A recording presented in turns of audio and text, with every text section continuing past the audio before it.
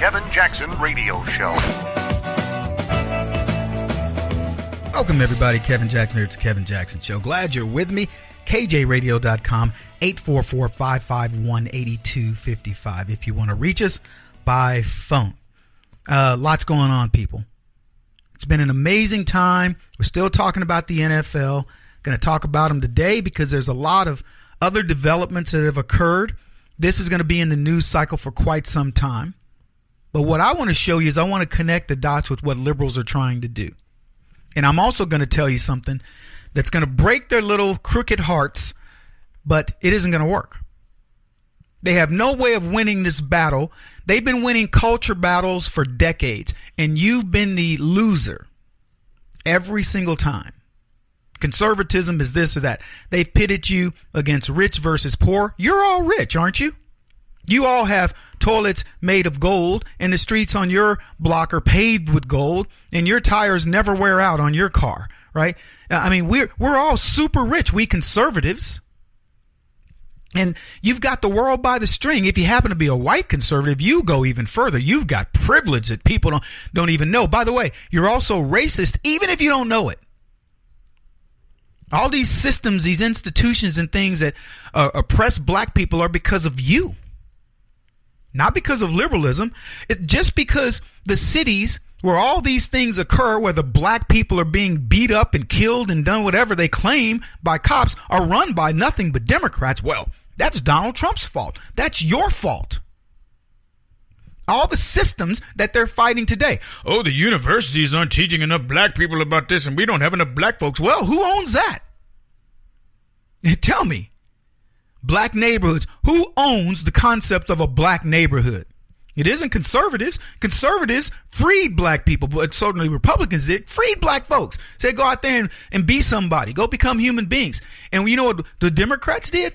They said, hey, black people, here's some barbecue, here's some chicken, here's some watermelon. Come over here, assimilate, get into these projects, let the government become your daddy. We'll take care of you.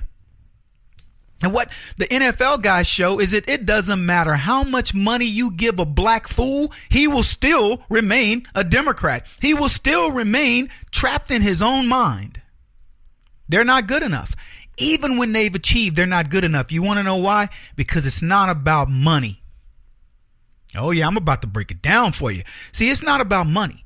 It's a mentality that tells you, I can stand before any man in this world and not feel lesser than. These guys got all the money. They got all the prestige you can ask for. But do you think they have it in their hearts, in their minds, that they can stand before these men that they've been told they're lesser than by the very men who claim they're helping them? You want to know what my advantage is over every single one of those putzes? No man will make me feel lesser of myself than he. No man.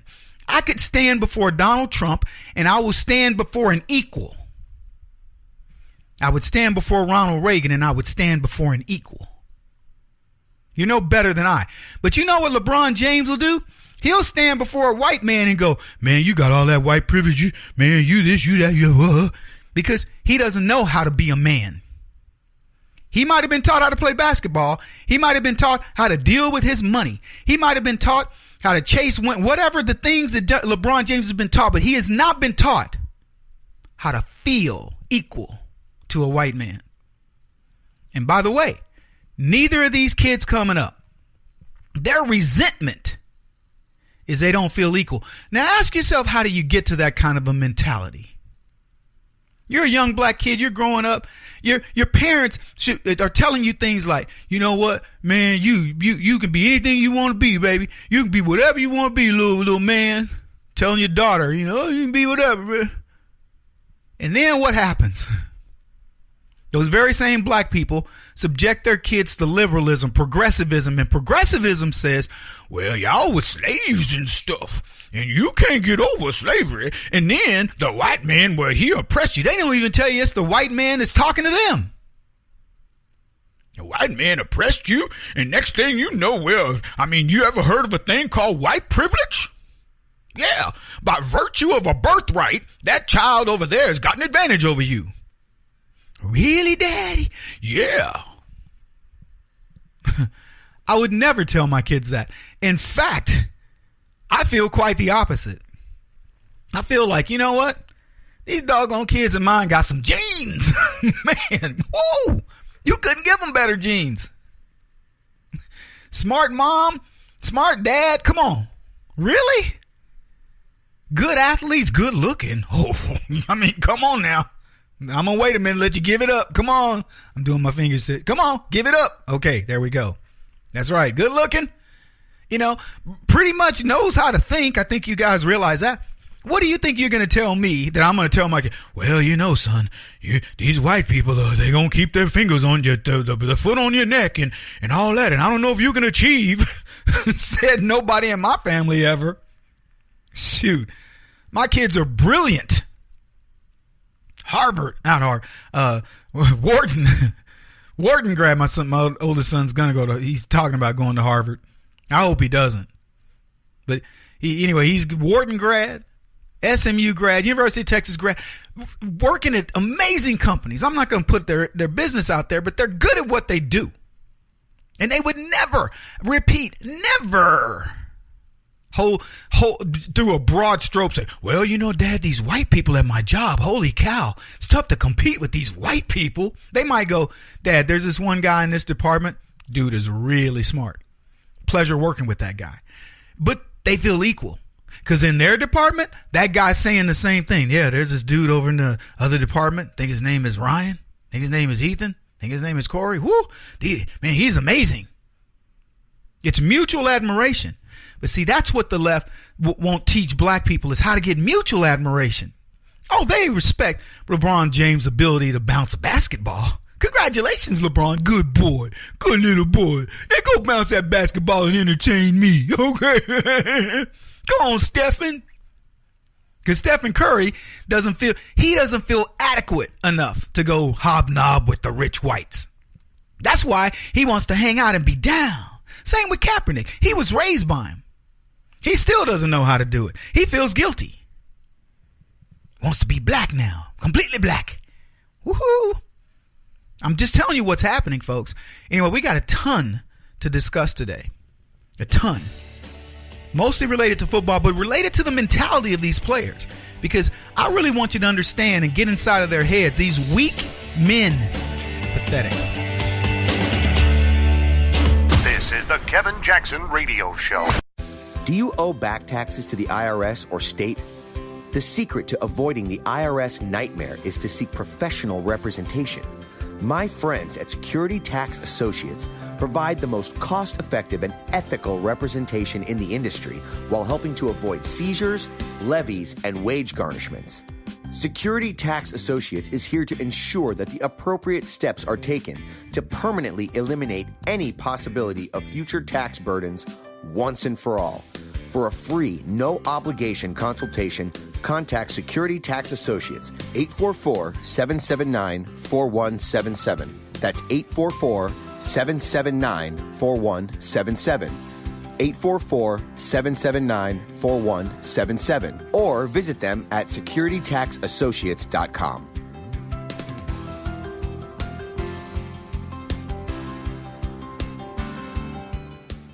Beth Cook Moranville, author of Closer Than Your Breath, a book of hope. Hope, that wonderful, wonderful four-letter word that you may feel completely out of.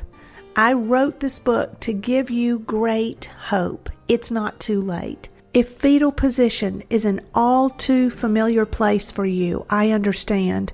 If the next 60 seconds are too long, this book is for you. Wherever you are right now, whether you're dealing with divorce or death or sickness, take hope. You are going to make it through this pain. Don't roll your eyes. I've walked this road and I know it. The best is yet to come. Closer Than Your Breath, a book of hope from author and speaker Beth Cook Moranville.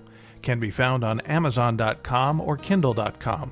For more information, visit closerthanyourBreath.com or on Facebook at Closer Than Your Breath.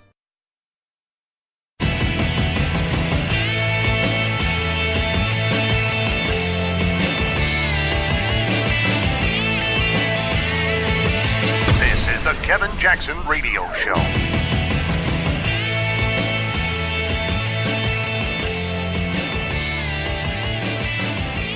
Welcome back, everybody. Kevin Jackson here. We got a lot to talk about, and it's going to be around racism, the concept of racism, the new strategy of the left as it pertains to Donald Trump and what he's doing with the NFL and the NBA and all this. The stuff that I will show you today will showcase liberalism at its finest, which of course means the worst that man can be. You're going to learn things and go, holy cow, Kevin, thanks for helping me put that together. I promise you I'm going to do it. And I alluded to it in the previous segment where I talked about people being afraid. Black people that can achieve are afraid to come beyond that. I'll use Oprah Winfrey, for example. Oprah Winfrey's not afraid. See, Oprah Winfrey honed a skill set. I'm no fan of hers, but I want to explain what I mean. She's honed a skill set. She talks to people. She understands. She's distorted in her views, but Oprah's not afraid. That's why I don't think Oprah's going to speak out on the NFL issue. I haven't heard anything from her because she's not afraid.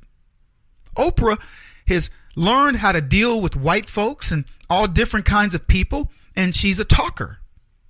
Her skill set isn't bouncing a basketball or throwing a football or catching one or running one or anything close to that. Her skill set is in dealing with people and at least learning how to emote. The problem we have in the black community is you don't get much of that. You don't get you either want to be a rapper, you want to be a Beyonce, a singer, whatever, rapper, singer, you want to be a movie star, or you want to be a sports figure. How many people, I want to grow up and be a talk show host. I've never heard a black person say that. I'm not saying that it doesn't exist, but I'm saying it's not the pervasive thing. They've never said, I want to grow up and be a media mogul. I've given you the things that we choose. So LeBron James and all these athletes, they're good with a football, a basketball, or whatever. And let me tell you what they are. They are dummies. Dumb to their crazy, disingenuous cores. They're so dumb, they fall for everything that the left says. Black lives matter, man. Black people getting there. And my contention has been for all the NFL stuff. Name me one, to take all these black athletes that took a knee, every one of them. Look at every city where they went on Saturday night and who knows, partied or stayed in their hotel rooms, getting ready for the game the next day. The visitors and even the people who live there, right? The home team and the visiting team. Line them all up, put a gun to their head and say, shh, tell me the name of the last person killed last night in the city where you're about to play this football game. Black person killed by another black person. Name them. You'd get silence. I'm talking about where does the NFL play its football games? Do they play their football games in, BFE, Jesus, Montgomery, little town out USA? No, of course not. They play their football games in big cities. Yeah. So you got Baltimore, you got Cleveland, you got Detroit, and on, right? Dallas, name it. You got all these big cities that have funneled all these big black athletes in so that all the people in the city can come see them, and everybody. All races come to the game. By the way, 68% of the people on the field are black. 68% of the people in the fans and watching on TV are white, which goes to show you no racism involved. All they want to see is pugilism. They want to see people go at it, in whatever form. They want to see gladiators war in the middle of an arena and go home. But no, we got to get all the political stuff. But in every one of these cities, bar none, there was somebody black that killed somebody black. Guarantee you. I don't have to go, I wonder, statistically, is that even not possible? Yeah, it's statistically not possible. It's like winning the lotto. In every city where they played a football game on Sunday, Saturday night, or sometime leading up to the football game, somebody black kills somebody black. Guarantee you. If you want, we'll go look it up. I asked my team to do this because we're putting out a meme. So this occurred, and not a single one of these black players that took a knee can tell you one person who was killed in any city. Not one. And statistically, I feel very safe on that. But they can tell you that Anthony Lamar Smith got killed, a guy who was trying to ram a cop car and then tried to escape. They can tell you all about him. They can tell you all about Michael Brown and all these other lies. All the people that they're going to tell you about, by the way, are people who try to elude the cops or kill the cops. But black folks will blame the cops. But these wife beaters will take a knee over this nonsense. They won't take a knee over 300% more abortions in the black community than in any other ethnicity. They won't tell you about that. They won't complain about Planned Parenthood talking about the running under the ruse of women's rights and putting their locations in black neighborhoods to kill black babies at 300% the per capita national average of blacks. They won't talk about that. They won't talk about all these schools where girls are being assaulted, where boys are being beaten up, where blacks are not getting educated. They won't talk about that. They won't talk about the crime in black neighborhoods in general, the black on black crime, in any way, shape, or form. They will talk about the number of businesses that don't exist in these black neighborhoods. Ask these fools if they're going to put a business there. Find one. Emmett Smith started doing cellular stuff, right? And I know Emmett. And Emmett put his stuff in North Dallas, in Plano, near Plano, and Carrollton. He didn't put anything over in South Dallas. Now, I'm not mad at him. I don't blame him. What, you want to get your store robbed every other night? But I'm just saying, they can talk a good game, but they're not doing anything. They could take a knee for a lot of stuff. They could take a knee for domestic violence. They could take a knee for the 72% of black babies born out of wedlock. They could take a knee for the number of kids in the black community whose fathers have abandoned them. They could take a knee for all the single black mothers who are being forced to raise children under the most abject circumstances. Do you think any one of these silly Negroes is going to give any money to these single ladies? All the single ladies, all the single ladies, all the single ladies. Yeah, come on, Beyonce. You're worth billions. She will profiteer on every single thing that comes out that's black versus white and won't help all the single ladies, all the single ladies. Yeah, she'll sing about them. She'll tell them, get to the club. Hey, go to the club. Find that next baby daddy that ain't going to take care of his kids, that's not going to marry you. Yeah, all the single ladies. And you know who's out there showing them the way? All these black athletes. Yeah, hands up, don't shoot. X. Take a knee. This nation sucks. Why do I need to be standing up for an anthem in a country that doesn't care nothing about me? Oh, really? So a country doesn't care anything about you, but you make millions of dollars playing a sport, and who's paying that paycheck? I'm just curious. Oh, these white guys. But guess what?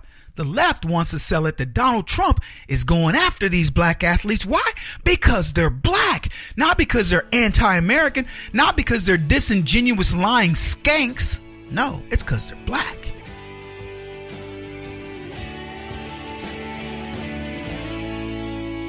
This is the Kevin Jackson Radio Show.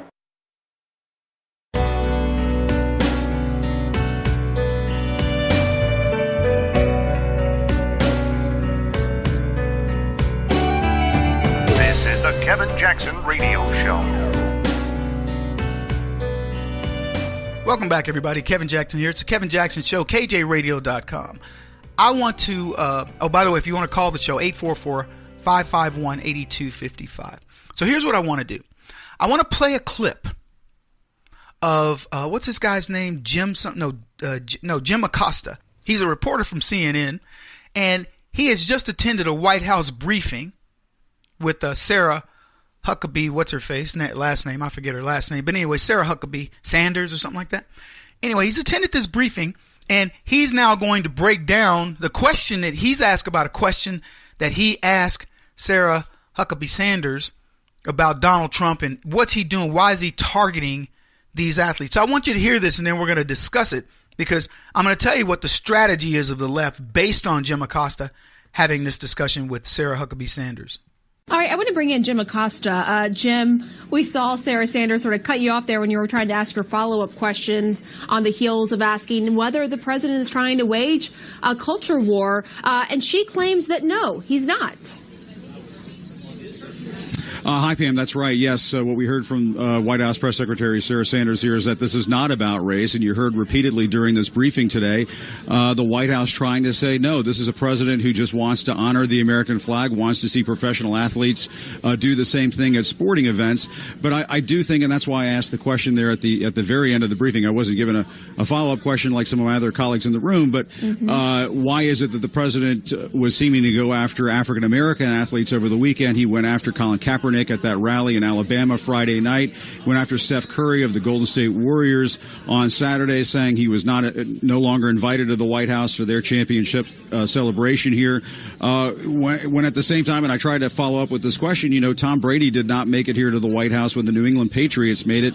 There were no angry tweets from the president directed at Tom Brady or other athletes. And so I think it does raise this question, especially when you have the president earlier this morning tweeting about his respect for and his gratitude towards NASCAR fans and the way they honor the flag at their events. I think, Pam, I don't think it's a stretch to say that is a bit of a dog whistle that is being played out there. Welcome back, everybody. Kevin Jackson. That was Jim Acosta of CNN, and he's making the case for Donald Trump in this whole thing that's been come up. It's about racism. It isn't about respect for the flag. It's not about respect for the anthem. It's not about respect for America. It's not about respect for the tax-paying American citizens who support the sport. It's not that. That's not anything what Donald Trump is trying to do. No, he's going after these black millionaires because Donald Trump does not want to see any black millionaires out there, any black people in sports. No, this is an attack on black. That's how weird it's getting for the left, folks. They actually think this is going to sell. They do. And I love how they set this thing up. Sarah Sanders, she cut us off. She cut me off. Yeah. She didn't allow me what she had allowed other people to do, which is to have a follow-up question. No, what Sarah Sanders did was to say, are you serious? Do you really want to ask this question? Do you really want to go there, Jim Acosta? Now, I'm about to rip Jim Acosta a new one. All right. And he ain't going to be able to trade in the old one. But he says that Sarah Sanders says it's not about race because it isn't about race. And they want pro athletes to honor the flag. Why? Because that's the one thing that athletes can do that kids growing up see. Let me tell you why the left love this. They love the idea that if they can get the pro athletes to say to heck with this flag, like the kids that took a knee, the 8-year-old football team that took a knee. Think about this. When in the history of this country have you seen children disrespect the flag? To be taught that. How did you grow up? I tell you how I grew up. I went to school. Every day over the intercom system, the principal or whatever made a few announcements. Then we did the Pledge of Allegiance. That's what we did. I didn't think of it as indoctrination. I thought of it as, you know what? We got a country. I love my country. I've seen the Olympics. We go there. We cheer for our country. So the fact that we pledge allegiance to a country, I see no big deal. Esprit de corps. Woohoo. All for one and one for all. We're all Americans. We were taught to be patriotic. It's every single man, woman, and child. Black people, look, I don't know where they grew up, inner cities, or whatever, but I'm telling you, that's what happened in my school. Every single day that I can remember. Not anymore. But I love how Acosta goes on to talk. Here's his rationale. Donald Trump must be racist. He's going after black people. He went after Colin Kaepernick in a speech in Alabama.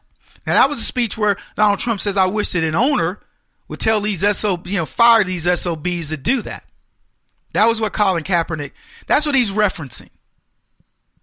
He didn't, Donald Trump didn't reference a single other black in any of this. I want to draw you back into this thing. He didn't, he referenced the guy who started this nonsense and says, I wish he'd fire him and the 9 other guys that up to that point had done some sort of a protest. I wish he'd fire them. They deserve to be fired. He didn't say fire all the black people. Nothing close. He says anybody that would dishonor this flag. But guess what the left does? Ooh, he's after the black folks.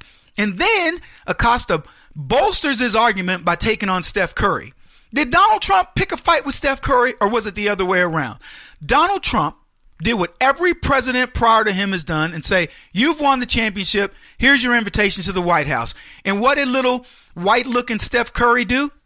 Little white-looking Steph Curry said, I don't think I want to go because he don't represent me. And so Donald Trump goes, well, then fine, I'll rescind the invitation. And suddenly, he's racist. Did he rescind the invitation to all the other black people on the team? The answer was no. He didn't rescind it. He said, if Steph Curry doesn't want to come, he doesn't need to come. I'll disinvite it. The rest of you silly Negroes, if you want to be part of it, come on down. Well, that's not what Trump said. That's what I said. But he didn't stop anybody else. But Jim Acosta stretches out and says, oh, well, look at what he did with Steph Curry.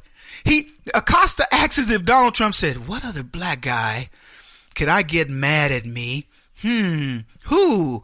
How could I get to these millionaire black athletes? Yeah. If you believe that the world or black community believes that Donald Trump is going after black players, go for it, leftists.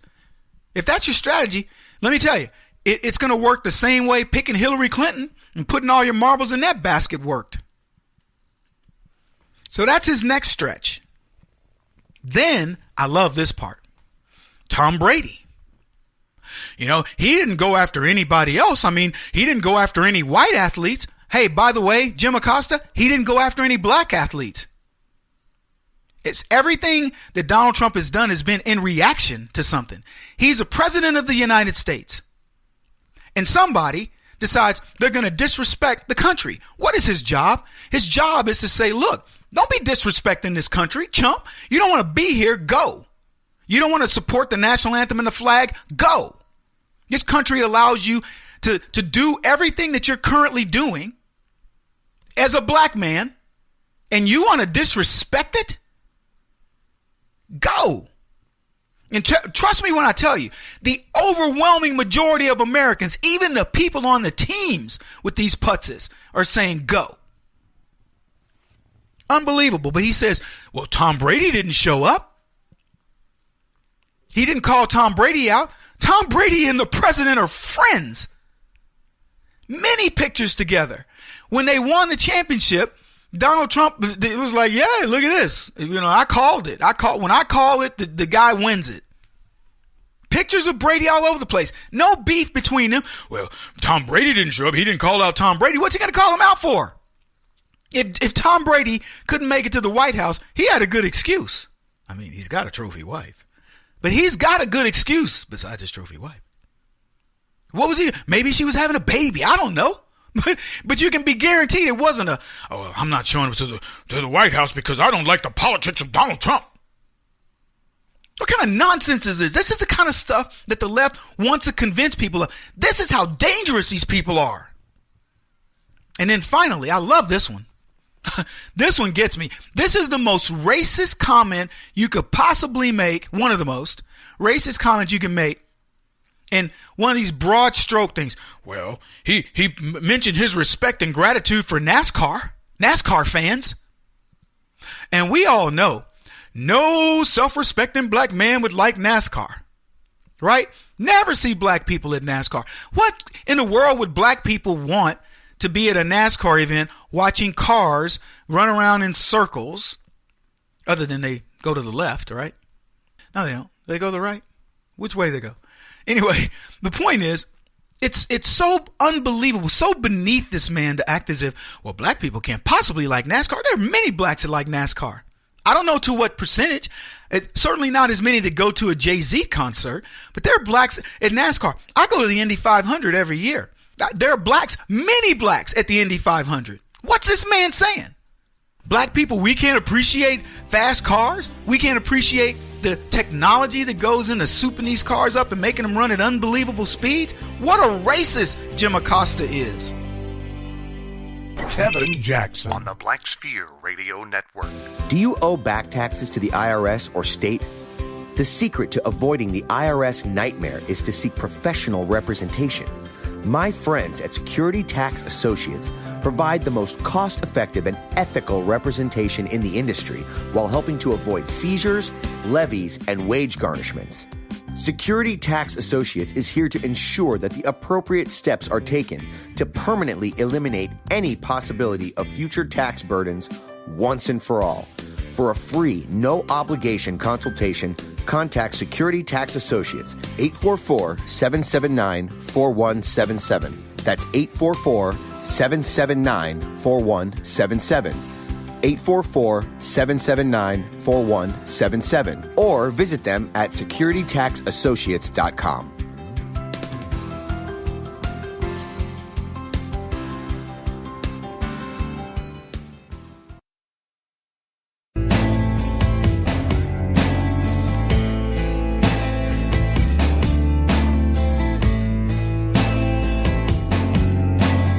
Putting an end to identity politics. This is the Kevin Jackson Radio Show. That until 2009, no NFL players stood for the national anthem because players actually stayed in the locker room as the anthem played. The players were moved to the field during the national anthem because it was seen as a marketing strategy to make the athletes look more patriotic. The United States Department of Defense paid the National Football League $5.4 million. I've been talking about $5.4 million between 2011 and 2014, and the National Guard $6.7 million between 2013 and 2015 to stage on-field patriotic ceremonies as part of military recruitment budget line items.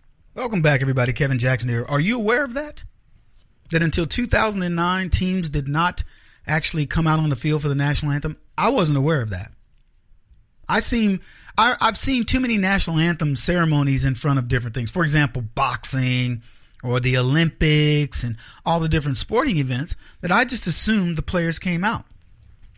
So I had some knowledge dropped on me. Stephen A. Jackson didn't know it. Somebody told him. That's the beauty of what guys like he and I do is you guys go, Kevin, are you aware of blankety blah? I'm like, no, I wasn't. And then we get to synthesize it. But let's talk about that for just a bit. Just think about what he just said. He says the government paid the NFL. So these owners have accepted money to do this, billions of dollars of your tax dollars, in order to build this spirit of, of nationalism. And for the record, I don't have a problem with that. If we want to take sport and say, you know what, this is a great opportunity to show nationalism, congratulations, they did it. They cut a deal with the federal government. And by the way, I did see this, that it is a requirement now that the players go out on the field and take to the national anthem because they wrote it into the rules of the NFL. So every single player that has done this is in violation of their contract that has decided they're going to sit out. Every one of them. Not that they give a crap. They don't care about that. But what's interesting to me is that the NFL, number one, is disingenuous because it took money and said, we will play the national anthem and we will, show this spirit of nationalism. They didn't do it on their own. They didn't say, you know what, this is a great opportunity for us to help the country.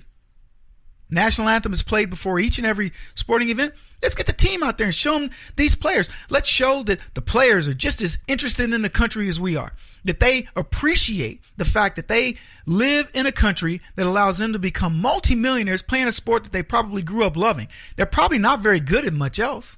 The majority of these players are not very good at anything else. Let's just be honest. They aren't. They weren't great students. They got coddled. They got passed along. Hey, come on. You're a good student. Hey, can you help him? Can you tutor him? Can you take his test? Can you take his SAT? What does it take to keep him in our sports program? He's a gifted athlete. All the girls are like, oh, man, yeah, I love Jaquan. He's so cool. Look, Jaquan. Sport. All the college scouts are, hey, Jaquan, come check out our school. We'll give you lots of girls, some money. We'll get somebody to show you around campus. We'll show you the nightlife. We'll show you the party life. You can come do it. Just come play football at our school where we'll make billions of dollars off of you and others that look like you. And then hopefully, Jaquan, you don't lose any scholarship or you don't lose your way along the way. And you'll get into the NFL where you'll make lots of money And you won't know what to do with it there either. And you won't have anything that we've taught you. You're not going to have a real education. You're going to have one of those play educations. We talked about this. I've been covering this for years, saying the ruse of college football and the NCAA, college sports and the NCAA. College sports are great. The NCAA is the union that drives it. They make those colleges billions of dollars every year. It keeps academics going. Can you imagine if these same black folks took a knee in college and said, we're not going to play under this type of a system? Let me tell you what would disappear from college. College? Those classes, basket weaving 101 and, black angst and women gender studies and all that crap would go away in an instant because college couldn't afford itself. Do you understand the rules of how all this is put together, the connective tissues here? Hey, let's bring these black athletes and they'll work for free here. And the majority of them work for free in college. If you don't think that the black athletes in colleges are just as overwhelming and talking about the sports that matter, if you don't think that they encompass the majority of those sports, you're out of your mind. Black athletes are generating billions of dollars in college sports, but you don't see any of them taking a knee, do you? They're not fighting oppression on the field. The NCAA has been immune to this. Anyway, let's get back to the NFL. So the NFL is getting paid billions of dollars since 2009 to have these men stand at attention, and it's good. It's part of their salaries. It's a part of their commitment. They sign up to do it. So if you want to play in the league has rules. But we'll relax those rules for you black players. You little babies. You pats. Let's relax those rules because you know what? We understand your plight. We understand the plight of the black man. If they did, they'd be taking a knee to every Democrat mayor in the country. Why are you letting so many black people be killed? Democrat mayor? They take a knee to the Democrat city council, overwhelmingly Democrat city councils. They take a knee to the school boards. They take a knee to law enforcement run by Democrats. Many of the very people that they decry, these black people, these cops are killing black people, are run by blacks. At the behest of anybody? The mayor. So where does it lie? So the point is this. These guys are supposed to come out and honor the country that lets them do this. And if they were to take a knee and they took it for the right reason, I would say, you know what? I understand your angst. I don't mind if they wanted to have, to be honest with you, I don't think they should use football as a protest mechanism. I think there'd be plenty of them outside of football to protest. But I defy these guys to tell me why they aren't taking a knee for some of the things we're talking about. And they're paid to do it. So what's interesting about this being paid, and we heard that clip from Stephen A. Smith, is they're paid to do something on behalf of the military. So not only is Donald Trump right, you have a contract that says you're supposed to go out there and stand. You're supposed to go out there and support your team and showcase America. We've already paid you. These taxpayers have paid you. Now, I know what you're thinking. You're like, well, Kevin, let's just take the money. I agree. Take the money.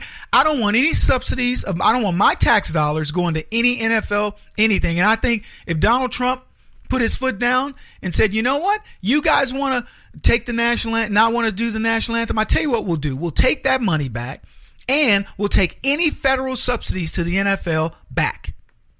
And you can deal with it on your own. Now, that's going to be a tricky issue because guess what? These white boys are going to get in the mix now. You know what I'm talking about? These owners. Come on, Donald. What do you? And if I were him, I'd say, hey, look, you made your choice. We paid you. You had a contract with us.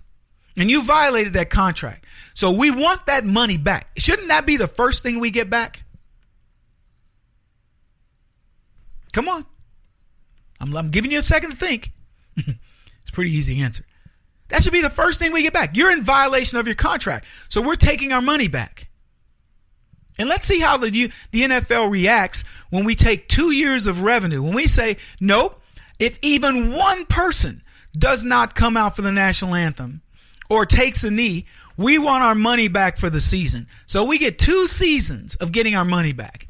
Let's see how Jerry Jones handles that. I'll talk about that putts in a second. I thought Jerry Jones was going to save the NFL. Instead, he screwed it.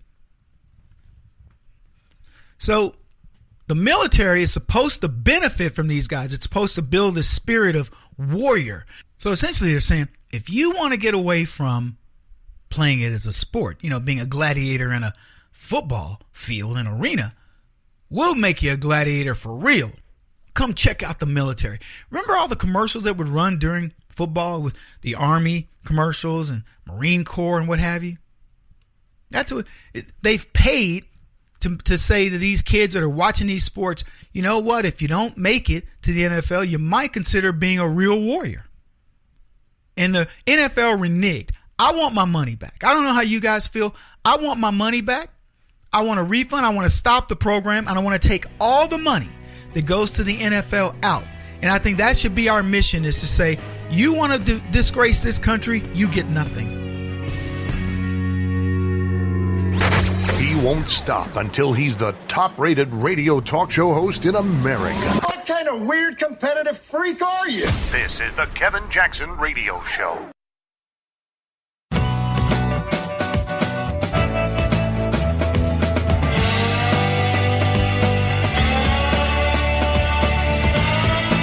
This is the Kevin Jackson Radio Show.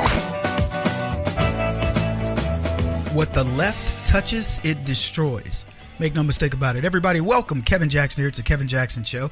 KJRadio.com, 844-551-8255. Look, we've got a ton to talk about. We've already been talking about a lot of it early in the broadcast. If you do want to get to that, you can go to KJRadio.com, where it's all there on demand anytime you want it. You want to listen live, you can certainly go there. We are expanding the show, too. We'll start posting a little bit more about where we've got new markets and things like that. But honestly, KJRadio.com is where you're going to get a lot of information about us. So we've been obviously focused on the NFL, and rightfully so. This is a huge story, bigger than you can possibly know. The left is already strategizing against you. They think that they've got this new thing that says Donald Trump is a racist. Look at what he's doing. He's going after these black athletes. They believe that's going to sell over patriotism for the country. Now, let me tell you, go another decade in what we were doing with leftism, and there's no question about it, they would have won. You thwarted that. They don't.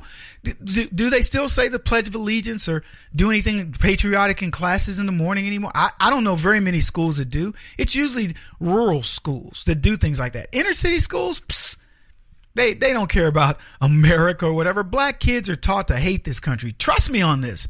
I know it probably vexes many of you. Kevin, come on, tell me that's not so. It is so.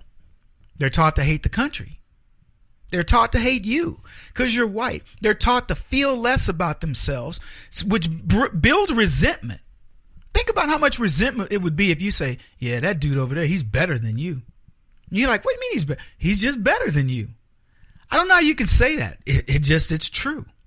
And you'd see him and go, I don't get it. I don't know why people always say you're better than I am. What's up with that? He'd be like, I don't know. You know, but that's the way resentment builds. And so you've got a 20 year, more than that, 40, 50 years of people telling black people, white people are better than y'all. You're like, what do you mean? I don't get it. Just because they white? Yeah, they're better than you are, Kevin. Well, I don't believe you. You better believe it, black boy. You know, they got all the advantages. And in the old days, my grandmother would say to me, Kevin, they have advantages, but you can overcome them. See, here's how you overcome it. You be better. You got to be tougher. You got to be stronger. You got to be, smarter. And I'd be like, really, Grandma? I call her Muddy. I was like, really, Muddy? She's like, yeah. Now you can do it, but it's going to take some work. Now, really? I'm ready to work. Let's do it. Can't let them white people be better than me. and I just went after it. Not in a racist way.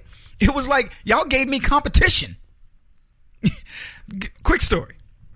We moved to a little town called Brady, Texas. I'd been educated at Tynan Elementary School in San Antonio. We moved to Brady. All right. And I think the second day of class, maybe it was the first day of class. No lie.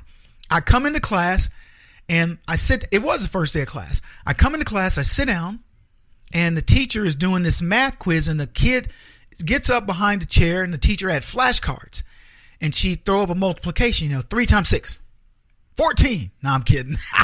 Messing with y'all. 18. So she would flash the card up, and you'd have to, give the answer, and whoever gave the answer the quickest would change chair. So if behind the chair were slower than the person in the chair got up, you sat down in that chair, and then you continued going around the room till somebody was faster than you. So I come in and I sit down. She's like, well, my math teacher's like, well, pull up a chair.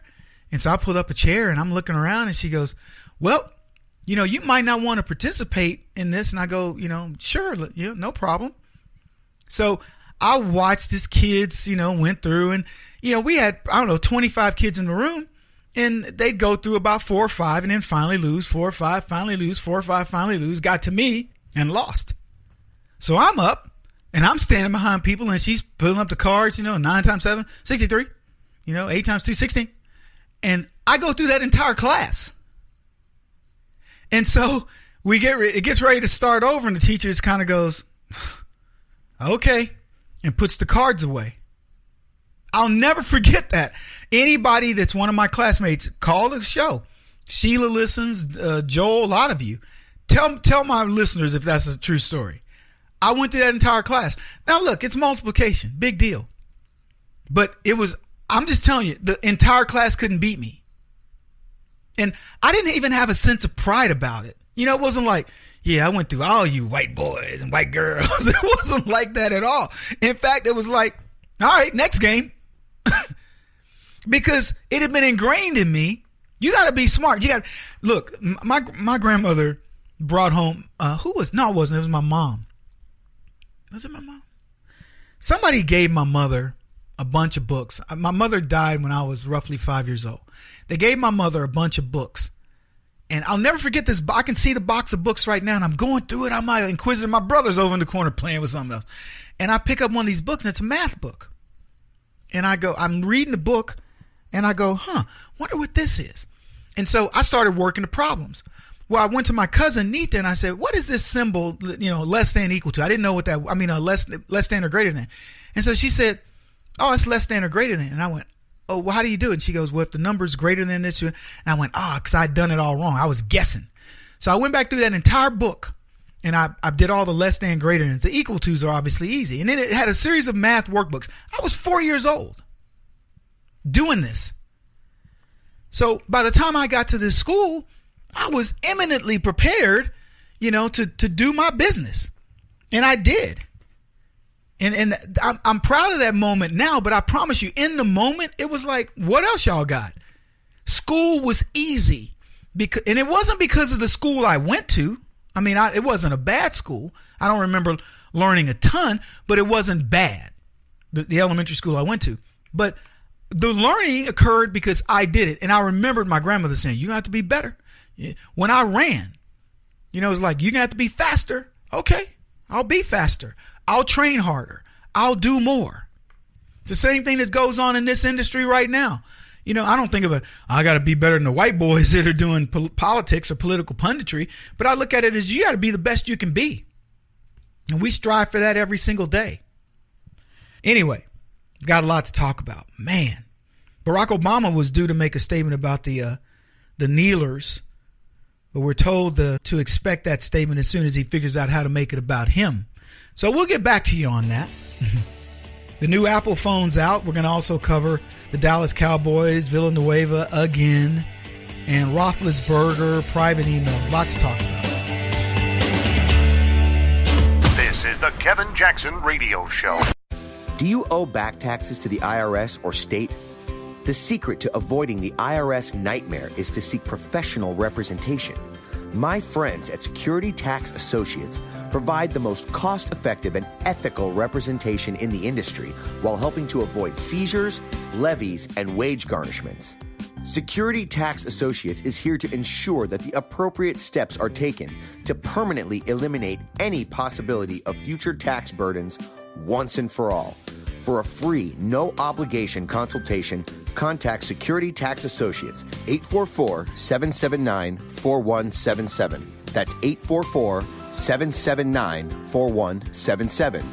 844-779-4177. Or visit them at securitytaxassociates.com.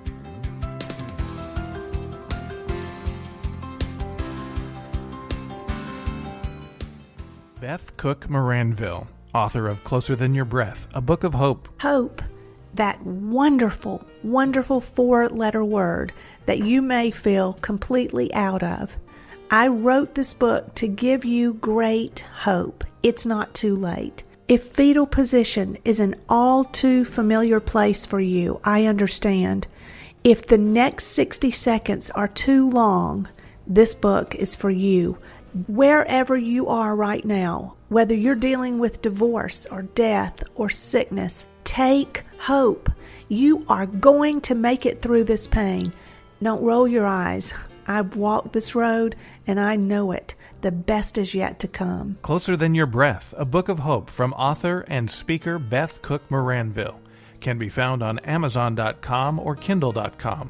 For more information, visit closerthanyourBreath.com or on Facebook at Closer Than Your Breath.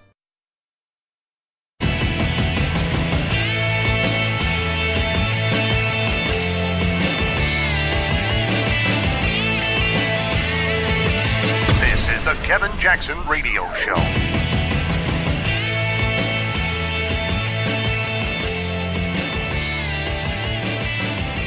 Welcome back, everybody. Kevin Jackson. It's the Kevin Jackson Show. Be sure to do a couple things. Let's do a little bit of housekeeping. One, racepimping.com. That's where you can get my book. Check out the trailer to the movie we've got coming up, bleedingbluemovie.com. All right. And finally, teapartycommunity.com. I can't tell you guys what Facebook is doing to me. They just stopped us from monetizing. And they said we violated their standards. We don't know what we did. I may have violated their sensibilities, a brother who's a conservative, but I didn't violate their standards. We don't do anything that goes above and beyond in any way, shape, or form except to voice our opinion. And these suckers stopped me. For a week, we have not been able to monetize. I want you to imagine if you went to your job and you worked, but they didn't pay you for a week. That's what happens. Facebook makes money off of what I do, but they won't let me make money off of it. That's the difference. Now, I want you to just think that. These suckers need to be sued beyond belief. A class action lawsuit of everybody who's been kicked off that stupid platform. Because it's a shame that you spend literally thousands of man hours is what we spent on that forum to build it up, to eke an income out. Look, the money's not for me, it's from my team. And these suckers cut you down without even a word. I just hadn't monetized since the 20th of the month. And suddenly I'm looking at the report and I go, what's going on here? And then my team goes, oh, geez, Kevin, they cut us off. For what? Did you get a notice? Nope. A week, we do exactly the same thing we do every single day.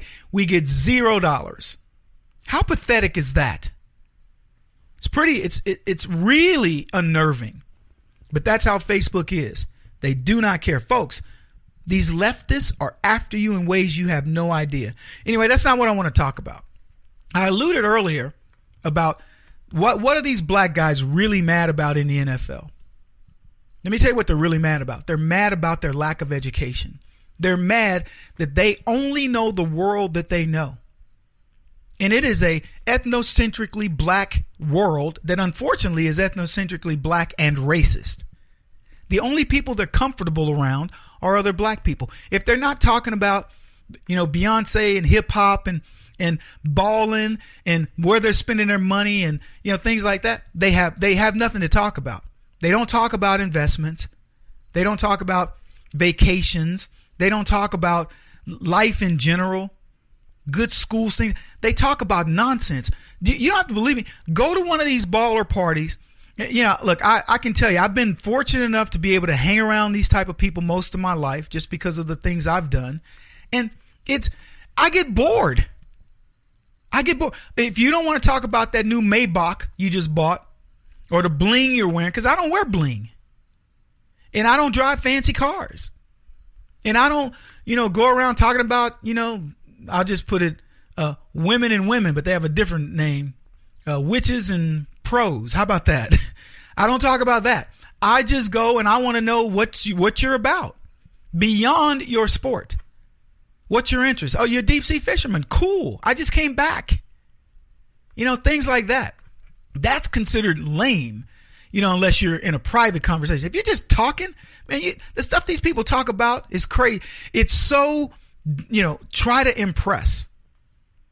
And the problem is, you can get away with that at the level that they're talking about. Yeah, you can get away with it. Oh yeah, man, I just got this new Maybach, man. Y'all see this bad ride, man? My whip is cold. And then it's boring.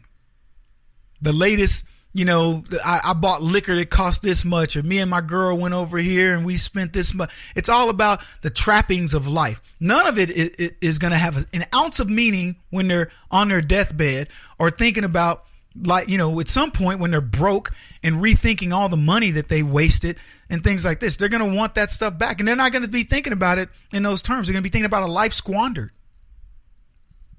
But they're afraid. They can't go to an event where it's a black tie event with white folks and have conversations about, I was talking to a gentleman. He says to me, yeah, Kevin, I left Wall Street when I was at the age of 50. And he tells me, he says, I did very well for myself. He says, but I said 50's the end. I want to start enjoying life. So he's been married 42 years, same woman, Jewish guy. And he says, Kevin, I've done really well. Let me tell you a couple stories. And he told me a story about investing in Tesla.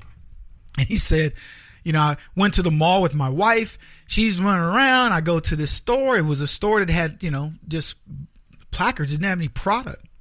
I'm like, what's this? It's a Tesla store. He goes, well, you have any products? They go, yeah, they have a couple of them downstairs in the parking lot. He goes, can I drive one? He goes to drive the Tesla. He loves it. He goes, Kevin, this thing competes with my fancy cars, my Ferrari. He's got nice cars. And he says, he goes, this car was amazing to me. I want to buy one. He says, I go upstairs, I'll buy one. Ready to write a check right now. It's like $80-something thousand. Guy says, nah. He goes, man, I can't sell it to you. He goes, I can, but you're going to be on a waiting list for a year. So he goes, seriously? He goes, yeah. So he says, Kevin, I go home, I get my old thinking hat on as a financial analyst on Wall Street, and I go, you know what? I'm going to buy some Tesla stock. So he did. Within a year, the stock ended up, whatever he bought, it ended up being worth $72,000. He bought $20,000 worth. It was worth $72,000. So he went, time to take my profit out. So he took part of his profit out, but he says, I was thinking, I've already made this money. I had this part I invested. I'll take the part I invested originally, which is less than the profit, and I'll put it into the future of Tesla. So he bet, I don't know, puts or calls. I told this story once before, I think puts. So he puts money on the idea that Tesla's going to continue to rise over time. The 20 grand or whatever he put into it, that was his original investment that made him 50 grand, then made him another 250,000. Now see, we're having a conversation and he's explaining to me about the stock market, and I'm with him. I'm right there with him, and I'm like, yeah. So I did something similar and explained it and how I foresaw the market. And we're having a good time, and we exchange cards, and he's like, yeah, man, let's keep in touch. And we do. But my point is, I wasn't uncomfortable. We could have that conversation because I've experienced that. I worked with a company that had a value of 16 cents when I went to that company. They were being traded as a penny stock. I met with the president of the company. They'd been going through a lot.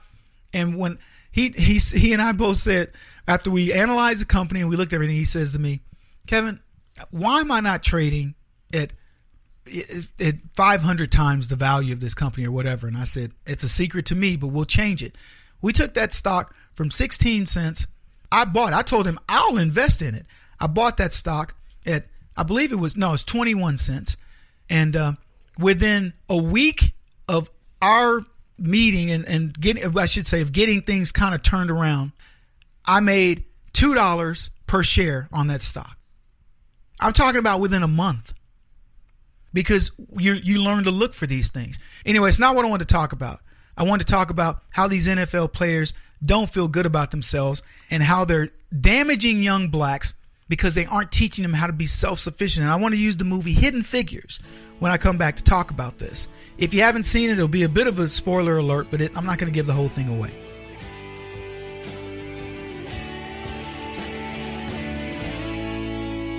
This is the Kevin Jackson Radio Show.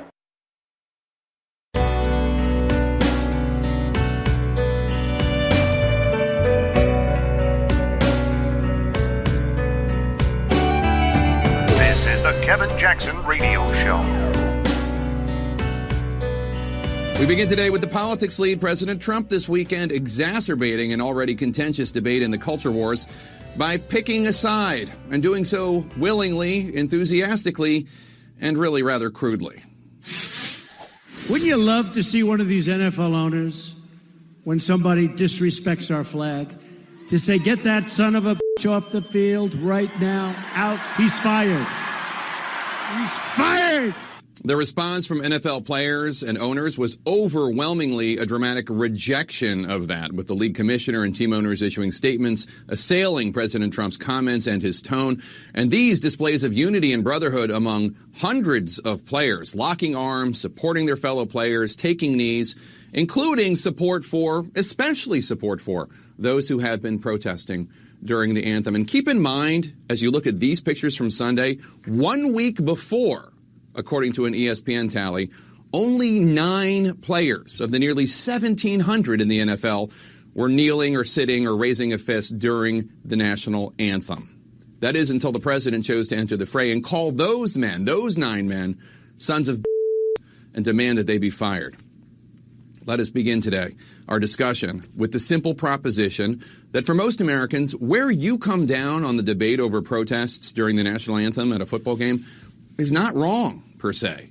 That those who want to take a knee or raise a fist are doing so not because they hate America or the flag or the anthem, but because they love them. And they want the United States of America to be the best she can be, and they see too much racial injustice to do nothing. People such as the Seattle Seahawks' Michael Bennett, who told us just a few days ago after Charlottesville, he could no longer do nothing.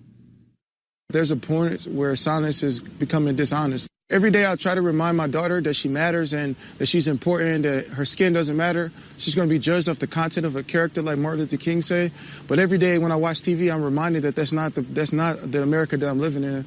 And let us also posit today that those who oppose these protests during moments that are supposed to be unifying, and when many are thinking about troops and veterans, especially those who have been lost, that those who feel that way are not necessarily wrong either, and that they too have every right to their feelings and demonstrations and should not automatically be treated as hostile to the desire for racial justice. People such as Terry Johnson, a Gold Star mother who lost her son, Sergeant Joseph Johnson, in an IED attack in Afghanistan in 2010, and who spoke with us as well. The flag that I see is the flag that draped my son's casket in honor.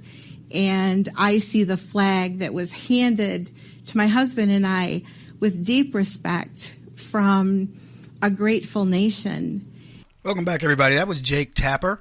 I'm Kevin Jackson. Jake Tapper. It's amazing how wrong he could be on all this. He's trying to balance it. He's saying, yeah, well, the people who are protesting are right. They're protesting for all these different angst and all these other things. That's not what they're protesting. And then he goes on to say, but you're right too, because you have a right to respect, have people want to respect the flag, blah, blah, blah, blah. Okay, fine. Whatever, Jake. He says, the president picked a side. Sure he did. He picked the side of the country. Not a few. And I love how Tapper says there were only 9. It was overwhelmingly rejected. Donald Trump's view was overwhelmingly rejected. Really, football, overwhelmingly rejecting. A sport that used to be a sport that, it's certainly watched overwhelmingly by patriots, and they're going to find this out the hard way. It used to be that way that the owners were, but now the owners are a bunch of, Silicon Valley fat cats, a bunch of leftists. So they'll allow this stuff to go on. But he wants you to believe, well, there were only 9 people and then there were hundreds because of what the president did. I'm so glad at what Donald Trump did. I'm not going to rehash it, but I'm happy that he did it. If it exposed all the other people and all the other feelings and sentiments, congratulations. Because the NFL is going to suffer. So will the NBA, so will other sports. But you know what else? What's going to happen? The country will be better for it. Capitalists outside of the NFL will be better for it. Black folks will be better for it. They're going to finally get back to the thing where we go to work and we do our jobs and we showcase who we really are. I want to segue. So I tell this story a few times on my show because it's relevant. There was a black nationalist, egocentric racist, ethnocentric racist, I should say, he was a parent of one of the kids in my kid's school when my kid was in a French immersion school. A school started by a black lesbian that had a student body population of 70% black kids and 70% black parents. Parents who were plugged in, who wanted their children to learn a foreign language, thought it was a cool thing. So they put the kids in there. I knew the lady, but we knew the lady before she was teaching, going to do the school. And we were supportive of her. Melissa and I were like, yes, we want to get our kid in that school as soon as we can. So we did. And every time you go to one of these meetings, PTO, parent-teacher meetings, there's big mouth black dude, big mouth too. And he would, in this school needs to be more black, and black this, and they need to learn the black culture, and black this, and black this. We need more blacks and blacks and blacks. And finally, after enough time, you finally get sick of it, and you go, first of all, will you just shut up with all the black stuff? You got a school run by a black woman who's got 70% black kids, 70% black parents, in inner city school. I think these kids have enough blackness. What they're here to learn is French culture, French language, to expand themselves. And all you do is come here and talk about black, black, black. You need to shut your mouth and let people be heard. And he's like, yeah, you. Because if you don't, essentially what I was alluding to is I'll shut it for you. So, meeting goes along, whatever. And then black folk come up later and they say, I'm so glad you said something to that guy. These are young black families, 3 of them, just kind of sneak over almost and say that. And the reason they say that is because they told me. I said, well, man, speak up. And they go, no, man, I can't speak up like you. We can't. And they didn't say articulate, but it was more, I'm paraphrasing, but it was like, no, man, you know how to make people pay attention, right? And I was like, well, I'm happy to do it because you can sense the frustration of the room with this guy constantly. Everything racist, racial in a school that's owned by a black woman. That's just ridiculous to me. Anyway, I want to segue that into this movie, and I talked about it before, but it's worth talking about again, and it's called Hidden Figures, and it's been completely over Hollywooded or whatever, but there are some interesting pieces to it. So there's these 3 black women that work for NASA, 3 different areas. One's a very good mathematician, the other one's an engineer, and the other one ends up transferring into becoming a computer programmer. But they all work in the math department for NASA. And so the one black woman gets called up to work on getting John Glenn figuring out the parabolic orbit and what he needs to get back into the atmosphere and having to do the math before computers. And she was amazing at math, Euclidean geometry.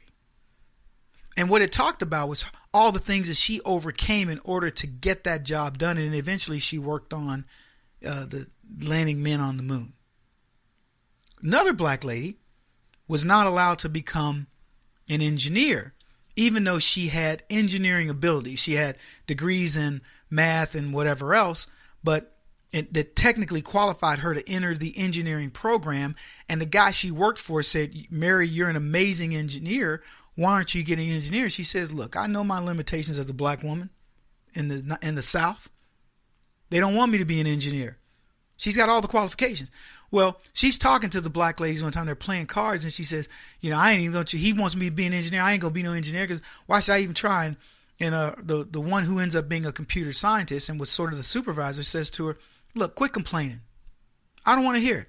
Don't tell me that you have to go to a white school to get the classes you need. If you want it, you'll do it. And so she ends up petitioning she petitions the court. And the way they show her doing it was masterful. She talked to the judge and said, Judge, you are the first in your family to go to college, the first to become a judge, the first to do this. And now you're going to get an opportunity to do something else. Because I work for NASA, they want me in a particular program, and I can't get in it unless I'm the first to get into this school to learn, to get my degree so I can go become an engineer. And the judge got it and said, do it, but only take night classes, blah, blah, blah. Guess he figured they couldn't see her at night, right? But anyway, so she does it. But here's what the gist of it is. These women didn't look for excuses. Every reason was there for them to stop and not do it, but they didn't do it. They were like, no. Why? Because they were brilliant. They were smart. She wasn't afraid to go to that college because she knew she could compete. That other woman wasn't afraid to learn how to program the IBM because she knew she could do it. White people couldn't do it. The other one wasn't afraid to go work directly to get John Glenn to outer space because she was uniquely qualified. It's amazing what happens when you feel like you can sit with white folks. You are powerful. These NFL players don't feel that way.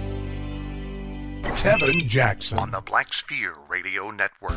Do you owe back taxes to the IRS or state? The secret to avoiding the IRS nightmare is to seek professional representation. My friends at Security Tax Associates provide the most cost-effective and ethical representation in the industry while helping to avoid seizures, levies, and wage garnishments.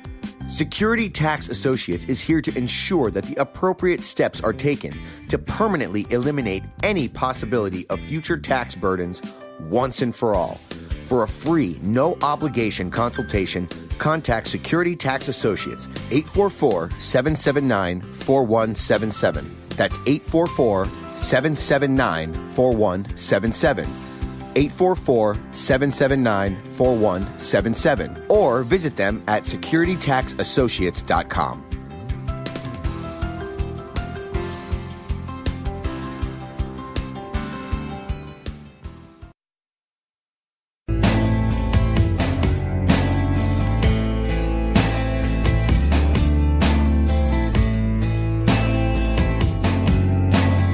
Putting an end to identity politics. This is the Kevin Jackson Radio Show. Welcome back, everybody. Kevin Jackson. It's the Kevin Jackson Show. KJRadio.com. Jake Tapper made a comment about the NFL saying both sides are right. The black players are right to take a knee when they feel like there's been some racial injustice or whatever. And the people who say that you shouldn't disrespect the flag regardless of that are right as well. Well, what I've learned is both sides can't be right. Well, let's look at the racial injustice. Give me the statistics and show me that. Because let me tell you what is right 100% of the time. Our support of this country. I'm not talking about our government and its policies. The people who make this country up are the best people in the world, best people on the planet. There's a reason why people want to get here. People want to call themselves Americans. Go watch that when people get their citizenship into this country, and more people get their citizenship into America than any other country in the world. Go look at them and see what happens. Look at the smiles on their faces. They can't believe it. It's amazing.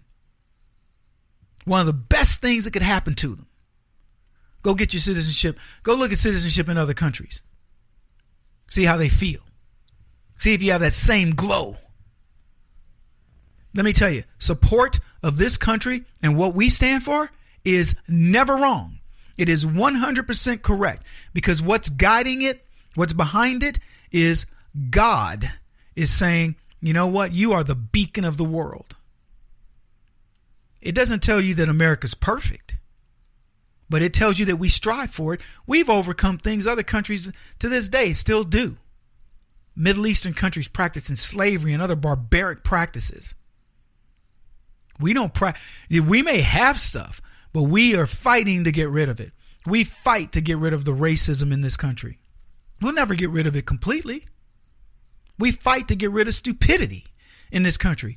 We fight to allow people freedom in this country. There are countries where you are not free.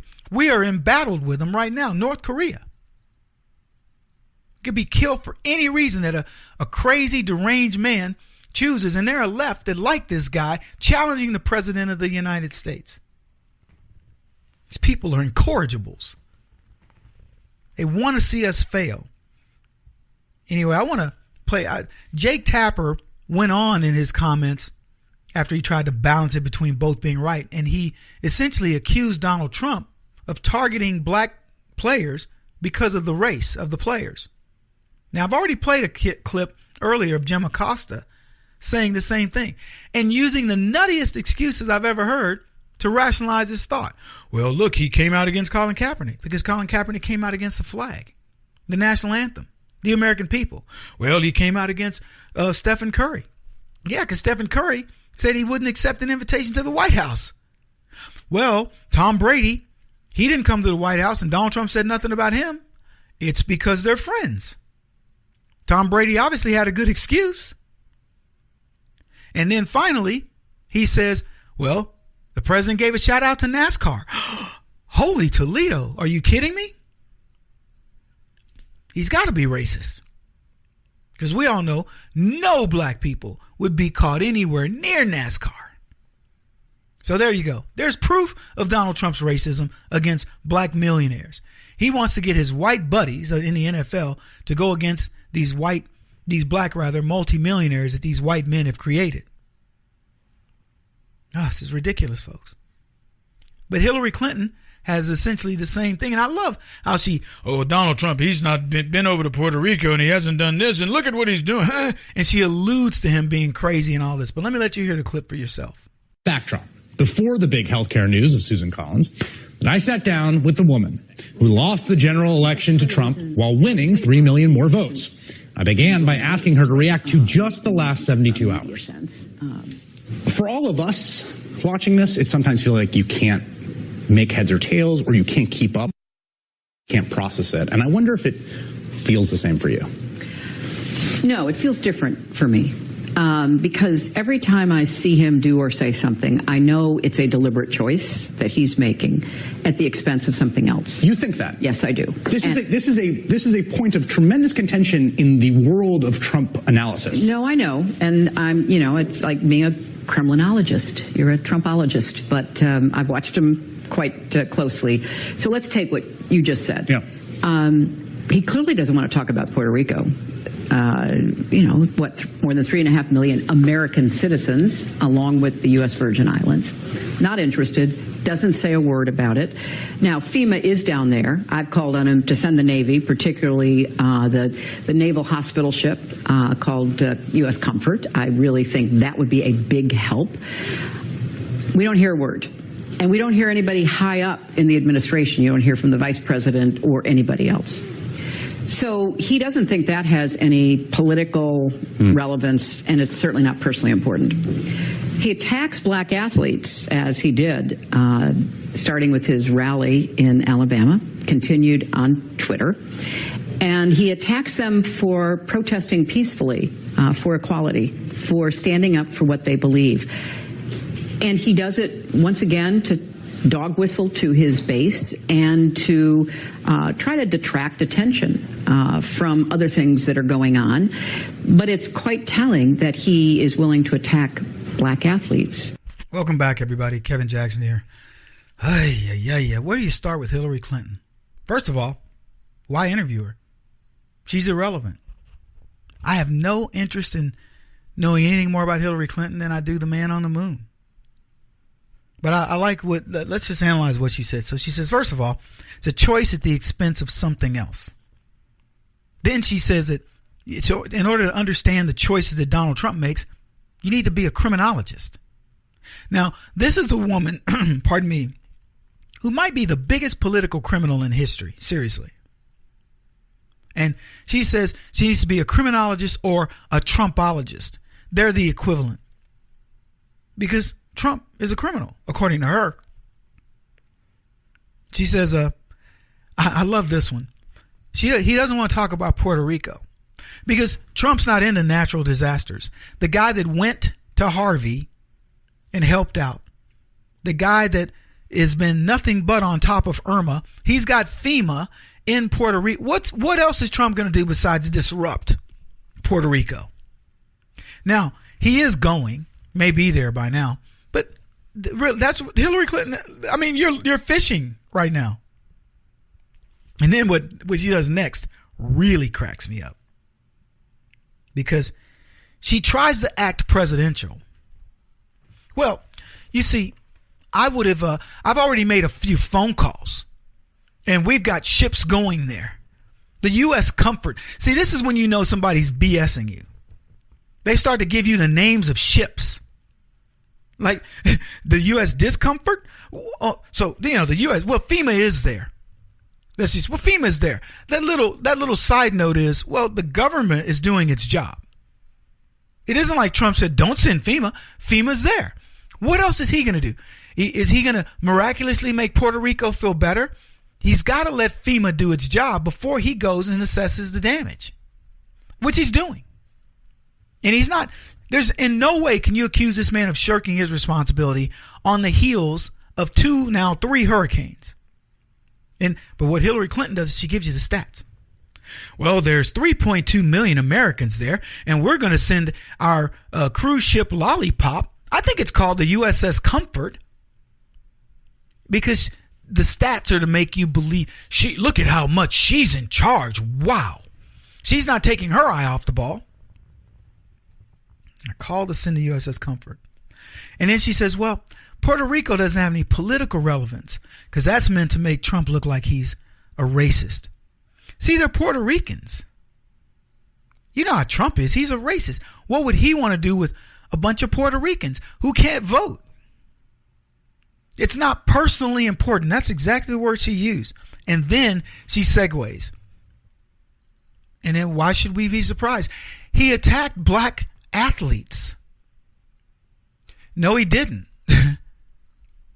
He attacked pretentious racists who are utilizing the wrong information to foment, some sort of, hatred, divisiveness in the country. Because let me tell you something, the job of the president is to heal the nation, is to say, look, you can have your issues, but are you serious? You're gonna do this to the flag? You're gonna do this to the national anthem? You're gonna do this to the veterans who allow you to do what you do? This is what you're gonna do? But Hillary goes, oh, look at how mean-spirited he is, how he's chastising these young black guys. And they're fighting for, here's the magic word, equality. I want you to think about that for 1 second. What mindset do you have to be in to believe that black folks are fighting for equality in America? Talk about your 1960s throwback chick. Anyway, we got more coming up. He won't stop until he's the top-rated radio talk show host in America. What kind of weird competitive freak are you? This is the Kevin Jackson Radio Show.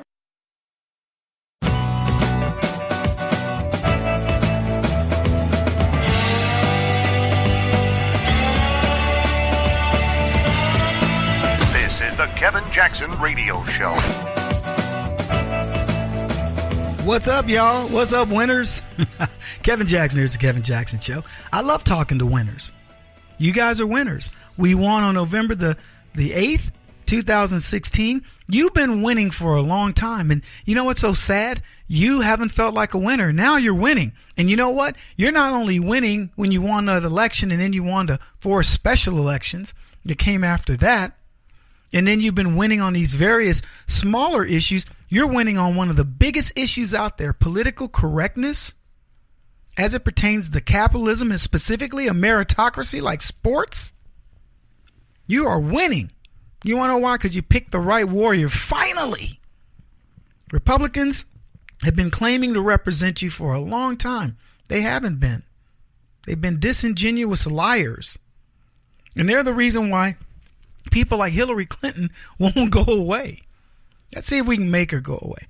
Hey, you know what? The fresh hour's on us. We've had an amazing couple of hours. I hope you go back to kjradio.com and check out the podcast and share them with others. We've had 2 days of barn burner shows. Seriously. Go check it out and pass those clips along to other people. Get them interested in the show. Lots of things happening in radio for us, and we're excited about it. Anyway, have you seen this new Apple iPhone? I don't have Apple. And I know a lot of my fans, one of my social media people says, Kevin, 73% of our audience gets their mobile traffic from us on Apples. And I go, those bigots. I don't care, honestly. I'm a Samsung dude, and it's for no other reason than Samsung seems blue collar to me. Seems like they're keeping up, and they're having to just struggle to do it, but they're doing it. Look, I get it. Apple's, it's so slick, it's all integrated and all that, and oh, look at the new technology. Your picture looks like it's still moving. Okay, I get it. You got some cool gadgets over there. But Samsung keeps up. You know, they got developers that are trying to keep up. And Apple, they play all these games. Well, your phone is locked in at 16 meg. Samsung says, no, we'll give you 16 meg, and then you can add as much as you want. And I like that. Apple goes, nope. When it runs out, when you run out, you're going to have to go get yourself a new phone. Now, this new Apple, $1,000. Whew. That's a lot of cheddar, man. $1,000 for a phone. Look, $1,000. You don't pay $1,000 for a fat TV. I'm talking about 70 inches, 1080, with all the widgets and gadgets and what have you, plug in, built in, Roku and Netflix. You might pay $700-800, for something like that. Little old bitty phone. And they're, well, Kevin, it's got a lot more technology. I get it. It's got your camera and all that. Let me tell you, don't try to press Samsung. They might get your TV and put a big old camera in it. The Koreans, them South Koreans know what they're doing now.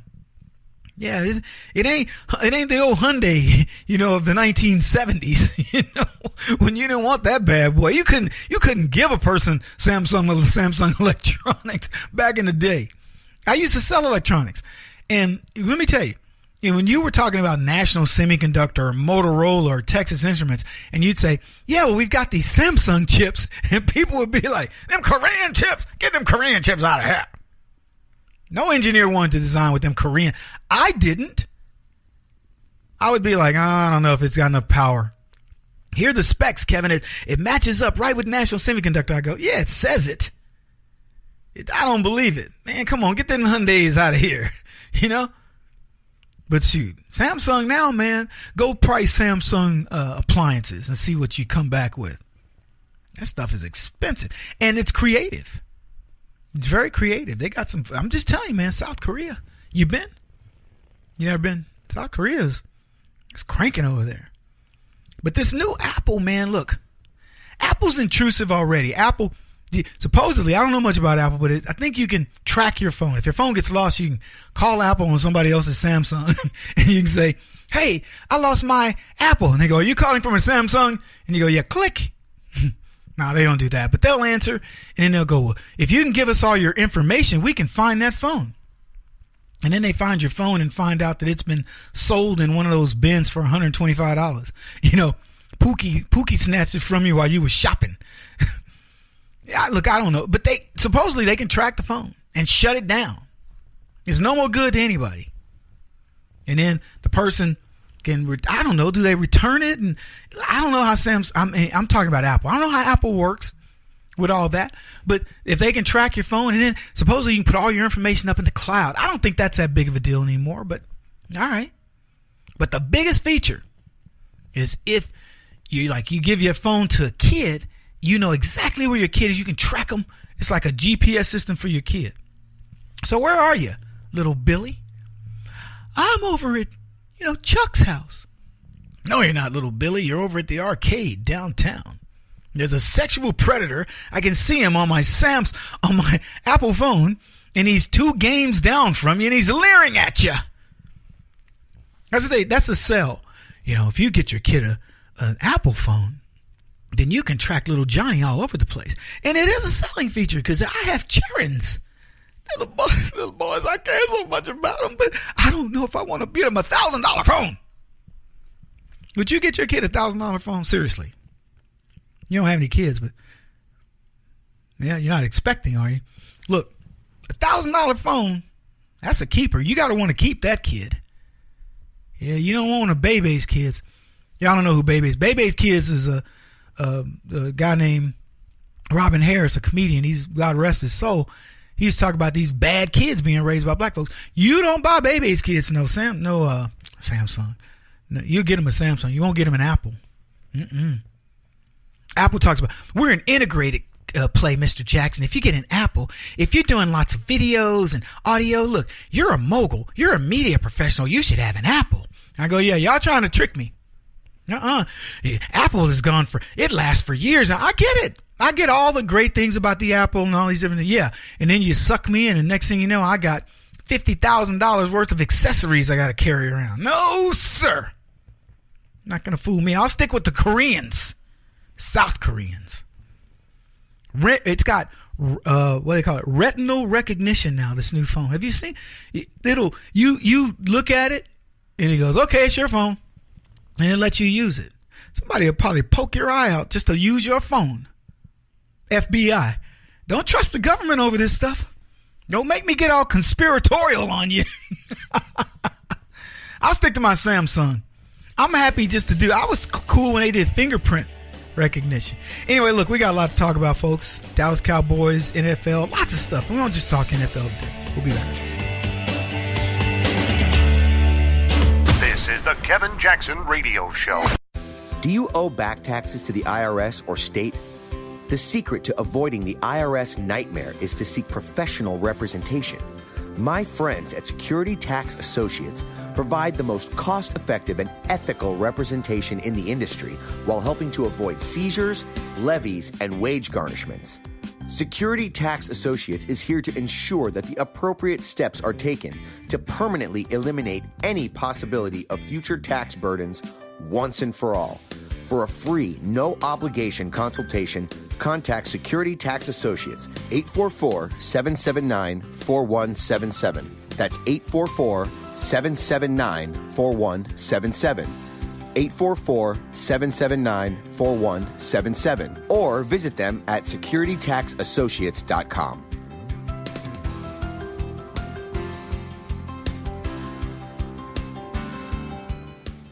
Beth Cook Moranville, author of Closer Than Your Breath, a book of hope. Hope, that wonderful, wonderful 4-letter word that you may feel completely out of. I wrote this book to give you great hope. It's not too late. If fetal position is an all too familiar place for you, I understand. If the next 60 seconds are too long, this book is for you. Wherever you are right now, whether you're dealing with divorce or death or sickness, take hope. You are going to make it through this pain. Don't roll your eyes. I've walked this road and I know it. The best is yet to come. Closer Than Your Breath, a book of hope from author and speaker Beth Cook Moranville, can be found on Amazon.com or Kindle.com. For more information, visit closerthanyourBreath.com or on Facebook at Closer Than Your Breath.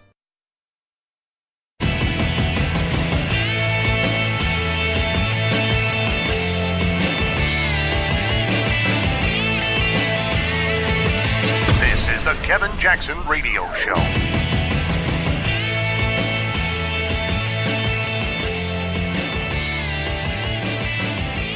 Welcome back, everybody. Kevin Jackson. It's the Kevin Jackson Show. So, the other night, we had of course we had the whole weekend festivities with the NFL, but then we had Monday night, and Jerry Jones had presented this whole concept of, people standing up for nonsense and taking their eye off the game, and all the different things. And if anybody on Dallas Cowboys do something like that, we're gonna fire. And so everybody was like, woo, way to go, Jerry Jones. And I believe people actually thought that Jerry Jones was going to save the NFL. When I was on Cavuto on Monday, they asked me, Kevin, what do you think Jerry Jones is going to do? And I said, I think Jones is pretty much a man of his word. If he says that he'll fire people that, that defy what he wants to do, I believe he'll do it. And but I pivoted off of that because I wanted to get to the bigger issue. Now, I was basing that on the idea of a couple things. One, Jerry Jones wanted to support the cops. They put the cop decal on the uniform, and no, you can't have it on there. Okay.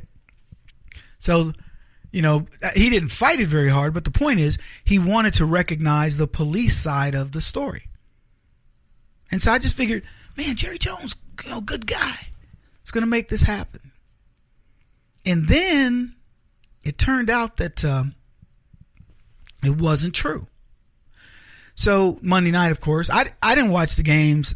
It didn't even hit to become a story. In fact, I'll tell you guys, by the time I found out that Villanueva had changed his mind, we had already done a segment talking about how great we thought the dude was. I mean, that's how far behind we are. So I'm thinking, well, Jerry Jones will be good, you know, yada, yada, yada. I didn't anticipate much. Now, I got to say this. The Arizona Cardinals, stellar stand-up team.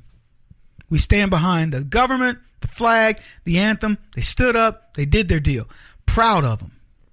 Dallas Cowboys, my team, I'm burning all of it. I don't want any of their junk. I got signed memorabilia from the Cowboys. I'm tossing it. It's worthless to me. And I believe a lot of people feel the same way. I have to tell you, after Jerry Jones, so if you didn't know, I mean, you almost have to live under a rock to not know it didn't happen. But so Jerry Jones, the first thing to do is before the game started, they go out, they hold arms, all the team, and they get on a knee. Then when the national anthem comes out, they play the national anthem, everybody stands. And Jerry Jones looks at this and goes, look, we were completely neutral on this.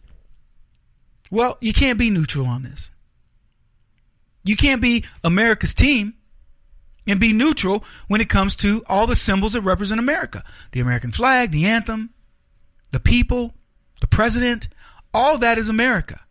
And far too many people, I'm telling you right now, I said on Cavuto, I said, you know, if Jerry Jones sticks to his gun, he may be the team that everybody watches after the fact because they go, look at let's take the Jerry Jones model here and be okay with this. And he didn't. He completely sold everybody out. Now, let's think about it this way. So we talked earlier about it's only since 2009 that the players came out during the national anthem and stood. I didn't know this. I was watching Stephen A. Smith talk about this on ESPN. So they just have started doing this because the government paid them $5.4 million from 2011 to 2014 to do this.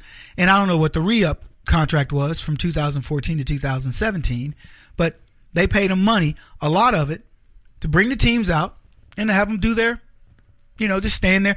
And they said it was good marketing, not only for the teams and the play, you know, it's good marketing. They use it to talk about marketing America, but it was marketing for the team. Like, we support America.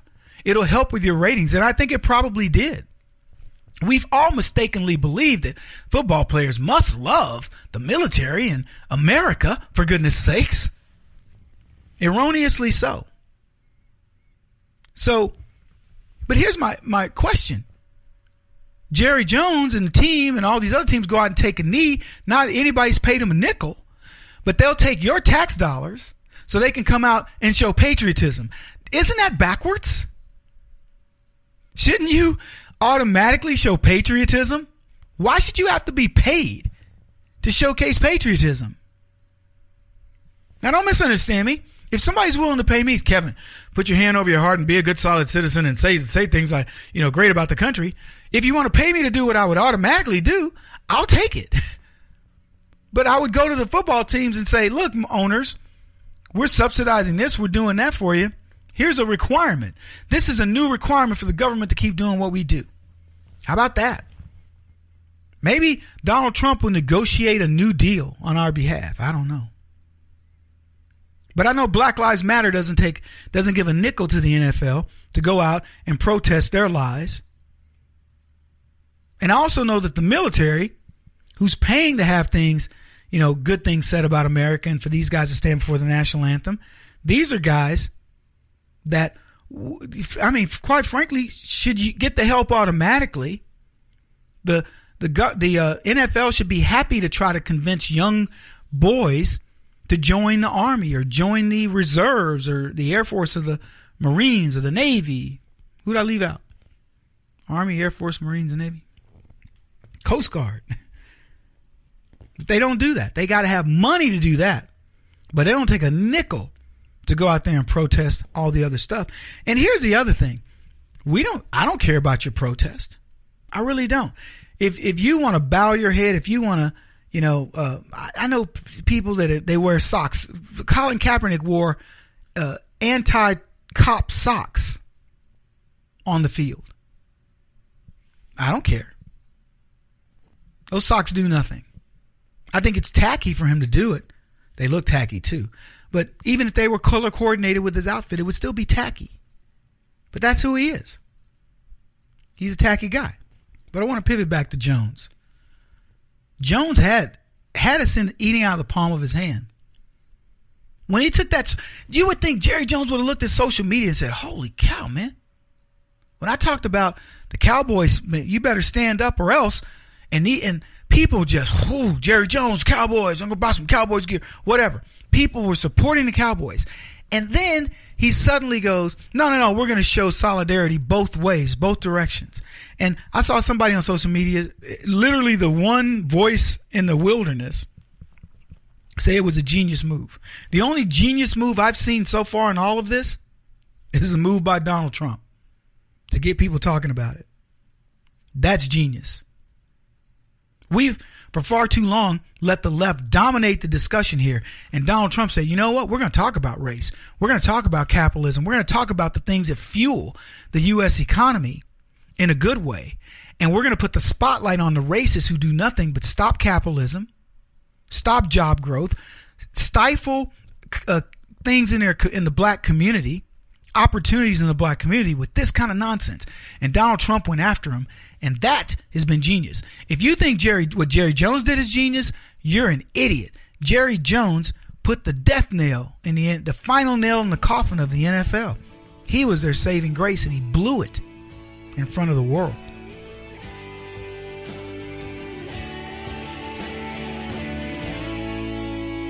This is the Kevin Jackson Radio Show.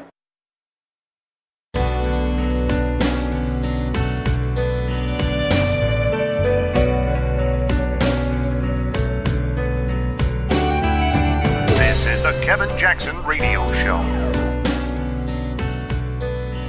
Welcome back, everybody. Kevin Jackson. It's the Kevin Jackson Show. KJRadio.com. We take the ridiculous and the sublime and make it into something palatable for you. We make you a hearty meal with all the taste and textures and aromas that will make you just go, ooh, I'm coming back to this restaurant. Yes, sir. Oh, yeah, I'm the chef, chief cook and bottle wash as well. Glad you guys are here. So there's this interesting story to me. Interesting story. Has to do with food, too, ironically.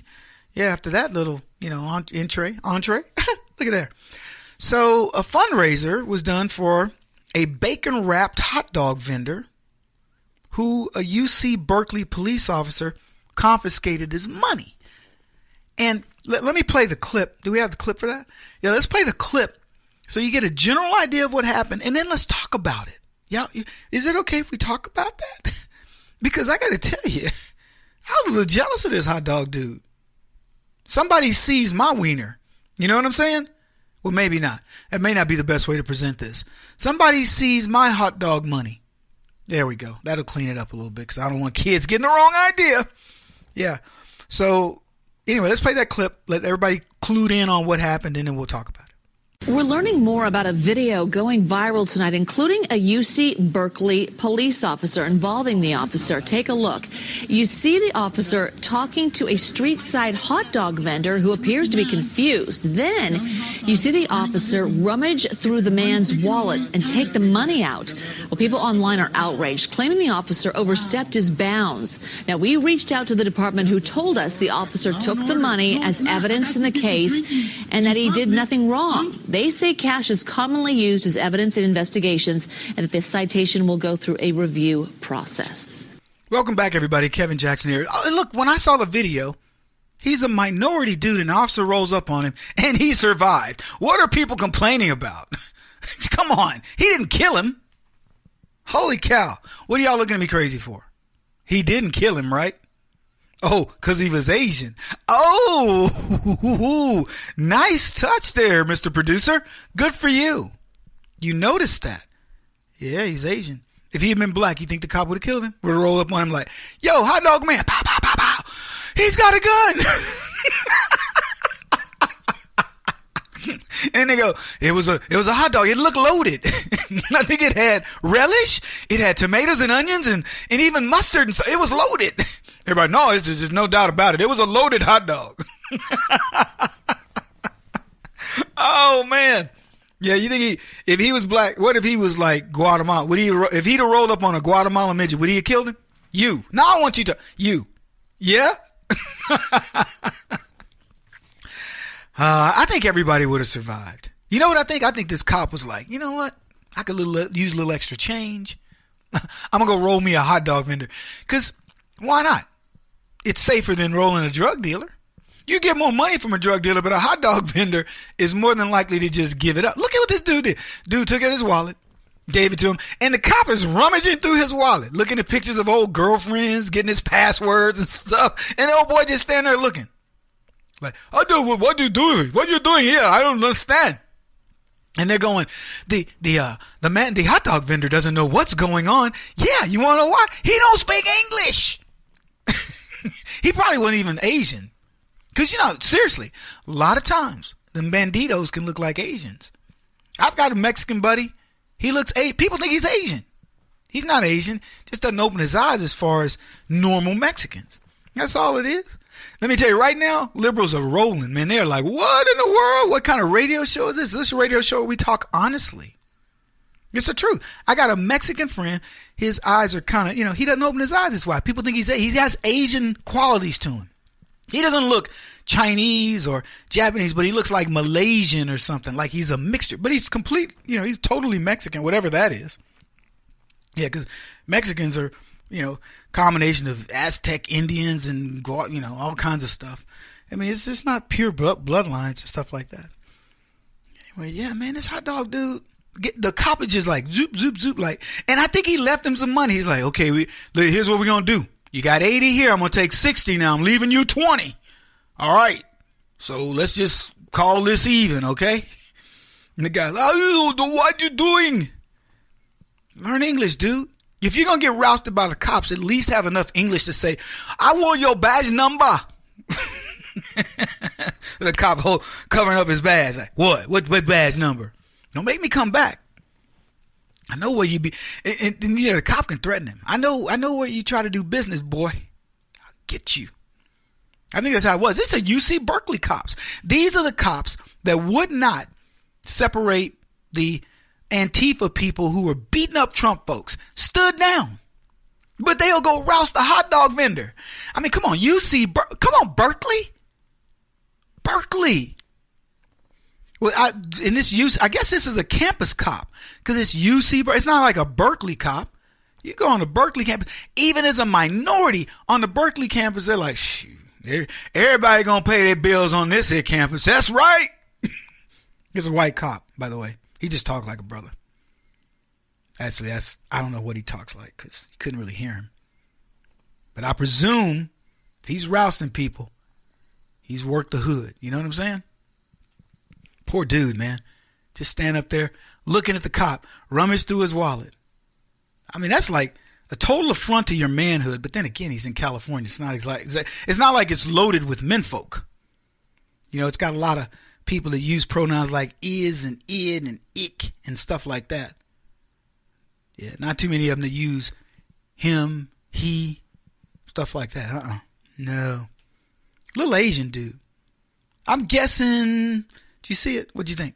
50, 60? Asians, it's tough to tell an Asian's age. Okay, don't go. Okay, what age do you think he is? Look it up. You start looking it up. See if you can find it. You guess. Or flip it over. Whichever one of y'all wants to do it. I want to know, how old do you think this man was? I say this man was 82, but he looked like he was 50. That's how them Asians age. They age like well-preserved black folks. Black don't crack. You know this, right? Yes, of course you know this, because you've been working with me. Mm-hmm. my producers are like, you're really going after some people on the radio. I am. But this isn't shock jock stuff. You know what's funny? If you talk about people's race and anything close to stereotypical, like, for example, I say, hey, you know this dude, he had a hot dog cart. Should he be allowed to drive a hot dog cart? Because you know how those Asians drive. People will have a conniption. Oh, Kevin, I'm kidding, man. These are jokes. These are just jokes. If I was standing in front of you in a crowd and I was talking about this, I'm talking about doing stand-up, and I'm talking about this Asian dude, I would be saying the same thing, except I would probably use his voice more. You know, I'd walk around a little more like this, you know, talk like this, whatever, you know. I would make fun of him. Yeah. They videotaped this dude. Went viral September 10th. Here was the big deal. Oh, you know what? His name is Rigoberto Matias. They raised $88,000 for a dude that got $60 taken out of his wallet. Will somebody please affront me? Berkeley police, somebody affront a brother. So somebody can do one of these things for me and the Black Sphere team. I'd do it in a minute. I'd let the cops. Boy, are you kidding me? Shoot, I'll go sit on there typing and have a cop come by and take my computer away and rummage through my socks. Take my $3 of hot dog money out of my sock, and then have one of my friends put up, and I'd just be dejected. Oh man, I can't believe that. Hey, he's so racist. He's so racist. He just took all my money. Did you see it? Go fund me at KevinJackson.com. $88,000. Wow. I'm truly shocked by this. You know what? I'm happy about the good nature of people. It's truly amazing. But I'm shocked. Here's what it says. 5,600 donations. Fundraising effort for Rigoberto Matias. Matias is really the way you would say it, but Matias. But I'm telling you, he looks Asian, but I was just saying. His name is Rigoberto. You should just give him a nickel just for that name. The effort's founder, Martin Flores, said the money will cover any legal expenses Matias incurs fighting the citation he was issued by the UC Berkeley police. And the rest will go towards buying him a food truck. Brother, just hit the lotto. Total is about half what the vendor would need for a brand new food truck, but could pay for a used one, Flores said. I'm supporting his vision. The idea would be that he could buy himself a legitimate business, Flores said. So his business is illegit, and that's why the Berkeley cop wrote him up. He's illegitimately in business. But see, I at least applaud the dude for getting out there working. He said they presented him with a novelty check for more than $87,000, the amount that had been raised through Saturday. And that's another grand since then. Good for him. I mean, I hope this dude is legal. I do, because, you know, he's probably not. Being honest, he's probably not. Because if he's got an illegitimate thing out there, then... And I can't be mad at the cop for doing his job either necessarily. And you know what? If the cop wants to be in cahoots with somebody, he should be in cahoots with me. Because he could come bust me. I'd be out there protesting. It's illegal, sir. I'm sorry. I got to write you a ticket. That's okay. You know, you do your job, officer. Oppressing black people and stuff. And, you know, we'll see what happens here. Kevin Jackson on the Black Sphere Radio Network. Do you owe back taxes to the IRS or state? The secret to avoiding the IRS nightmare is to seek professional representation. My friends at Security Tax Associates provide the most cost-effective and ethical representation in the industry while helping to avoid seizures, levies, and wage garnishments. Security Tax Associates is here to ensure that the appropriate steps are taken to permanently eliminate any possibility of future tax burdens once and for all. For a free, no-obligation consultation, contact Security Tax Associates, 844-779-4177. That's 844-779-4177. 844-779-4177. Or visit them at securitytaxassociates.com.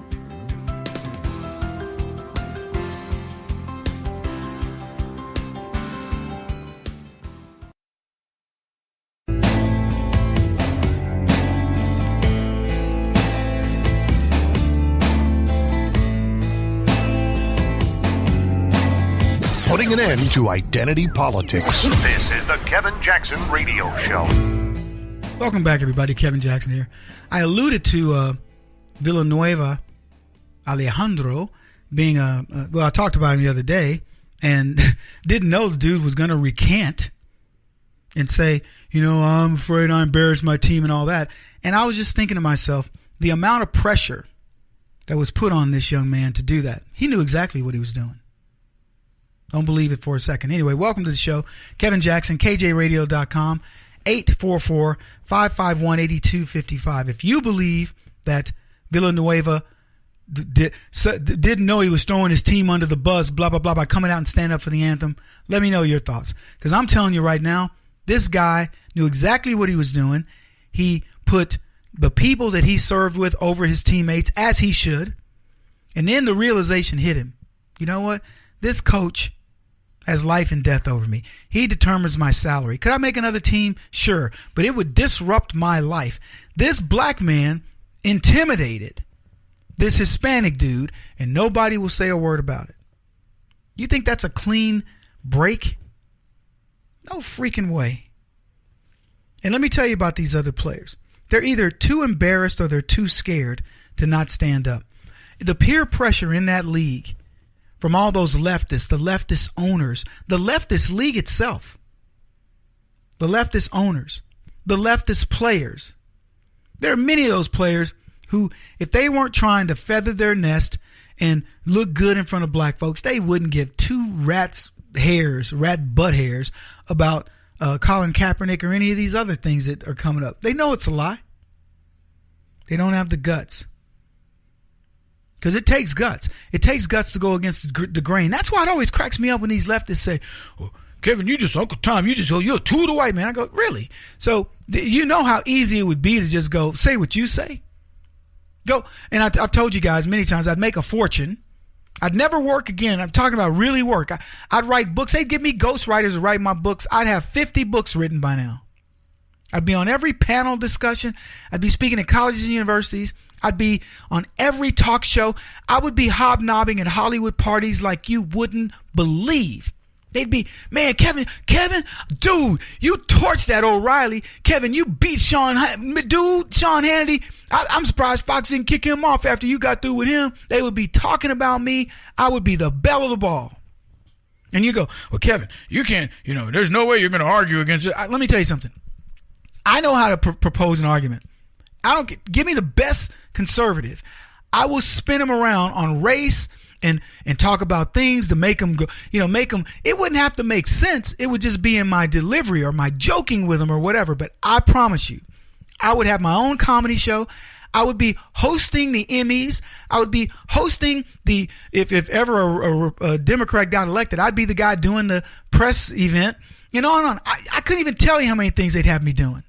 I'd be the busiest guy in America, undoubtedly.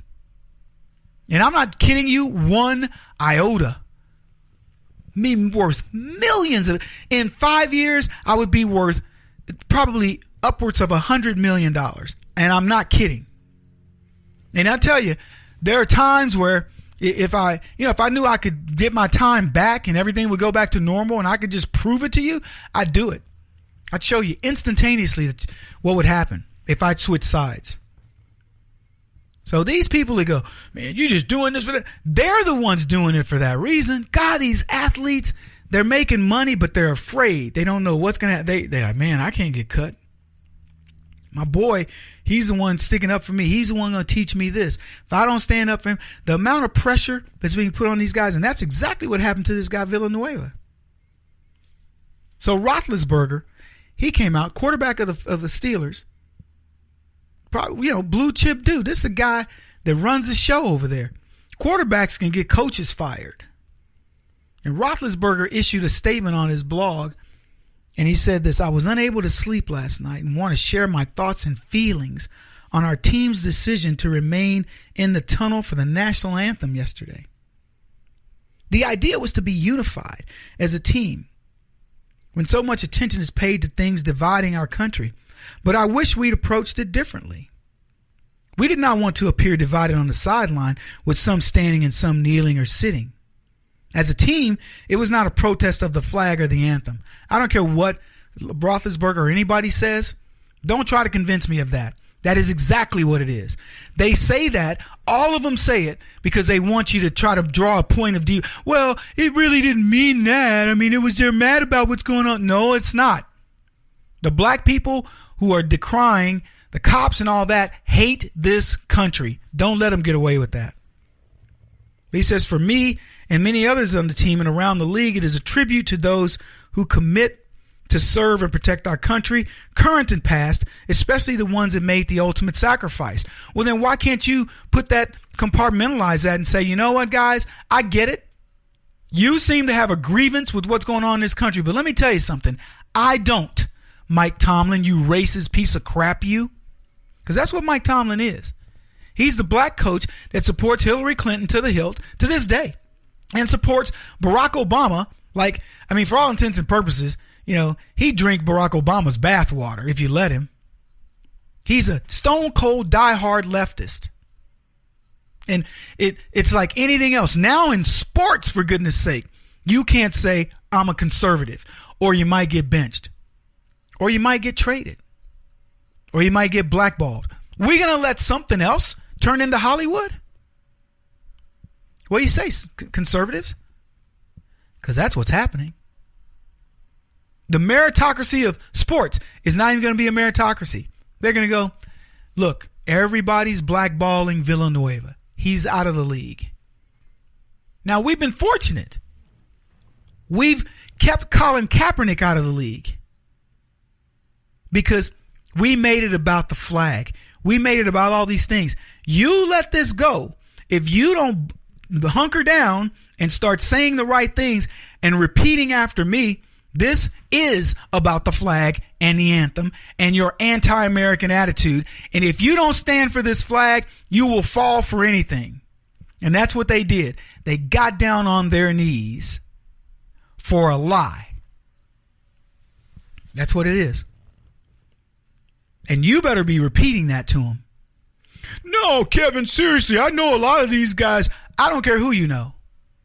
If they did not stand for the anthem, it means they will let you down. Let me ask you this. Do you think in harm's way, any of the military that served this country would do that? I'm not talking about any racist black militants in the military. I'm talking about the people that really love this country. Do you think there's anything that would make them take a knee and not support the national anthem or the flag? Answer me that question. Because I'm going to tell you something. This is about me. This is personal. I would never not respect this country's national anthem or its flag. Never. Oh, Kevin, America's been colonializing and oppressing people. So what? So is every other country. If you think you're going to tell me something about this country that's going to make me denounce it and take a knee on behalf of a terrorist organization, you must be losing your mind. And oh, by the way, let me put this down so I can come kick your butt, because that's what's going to happen with me. Our military should be the same.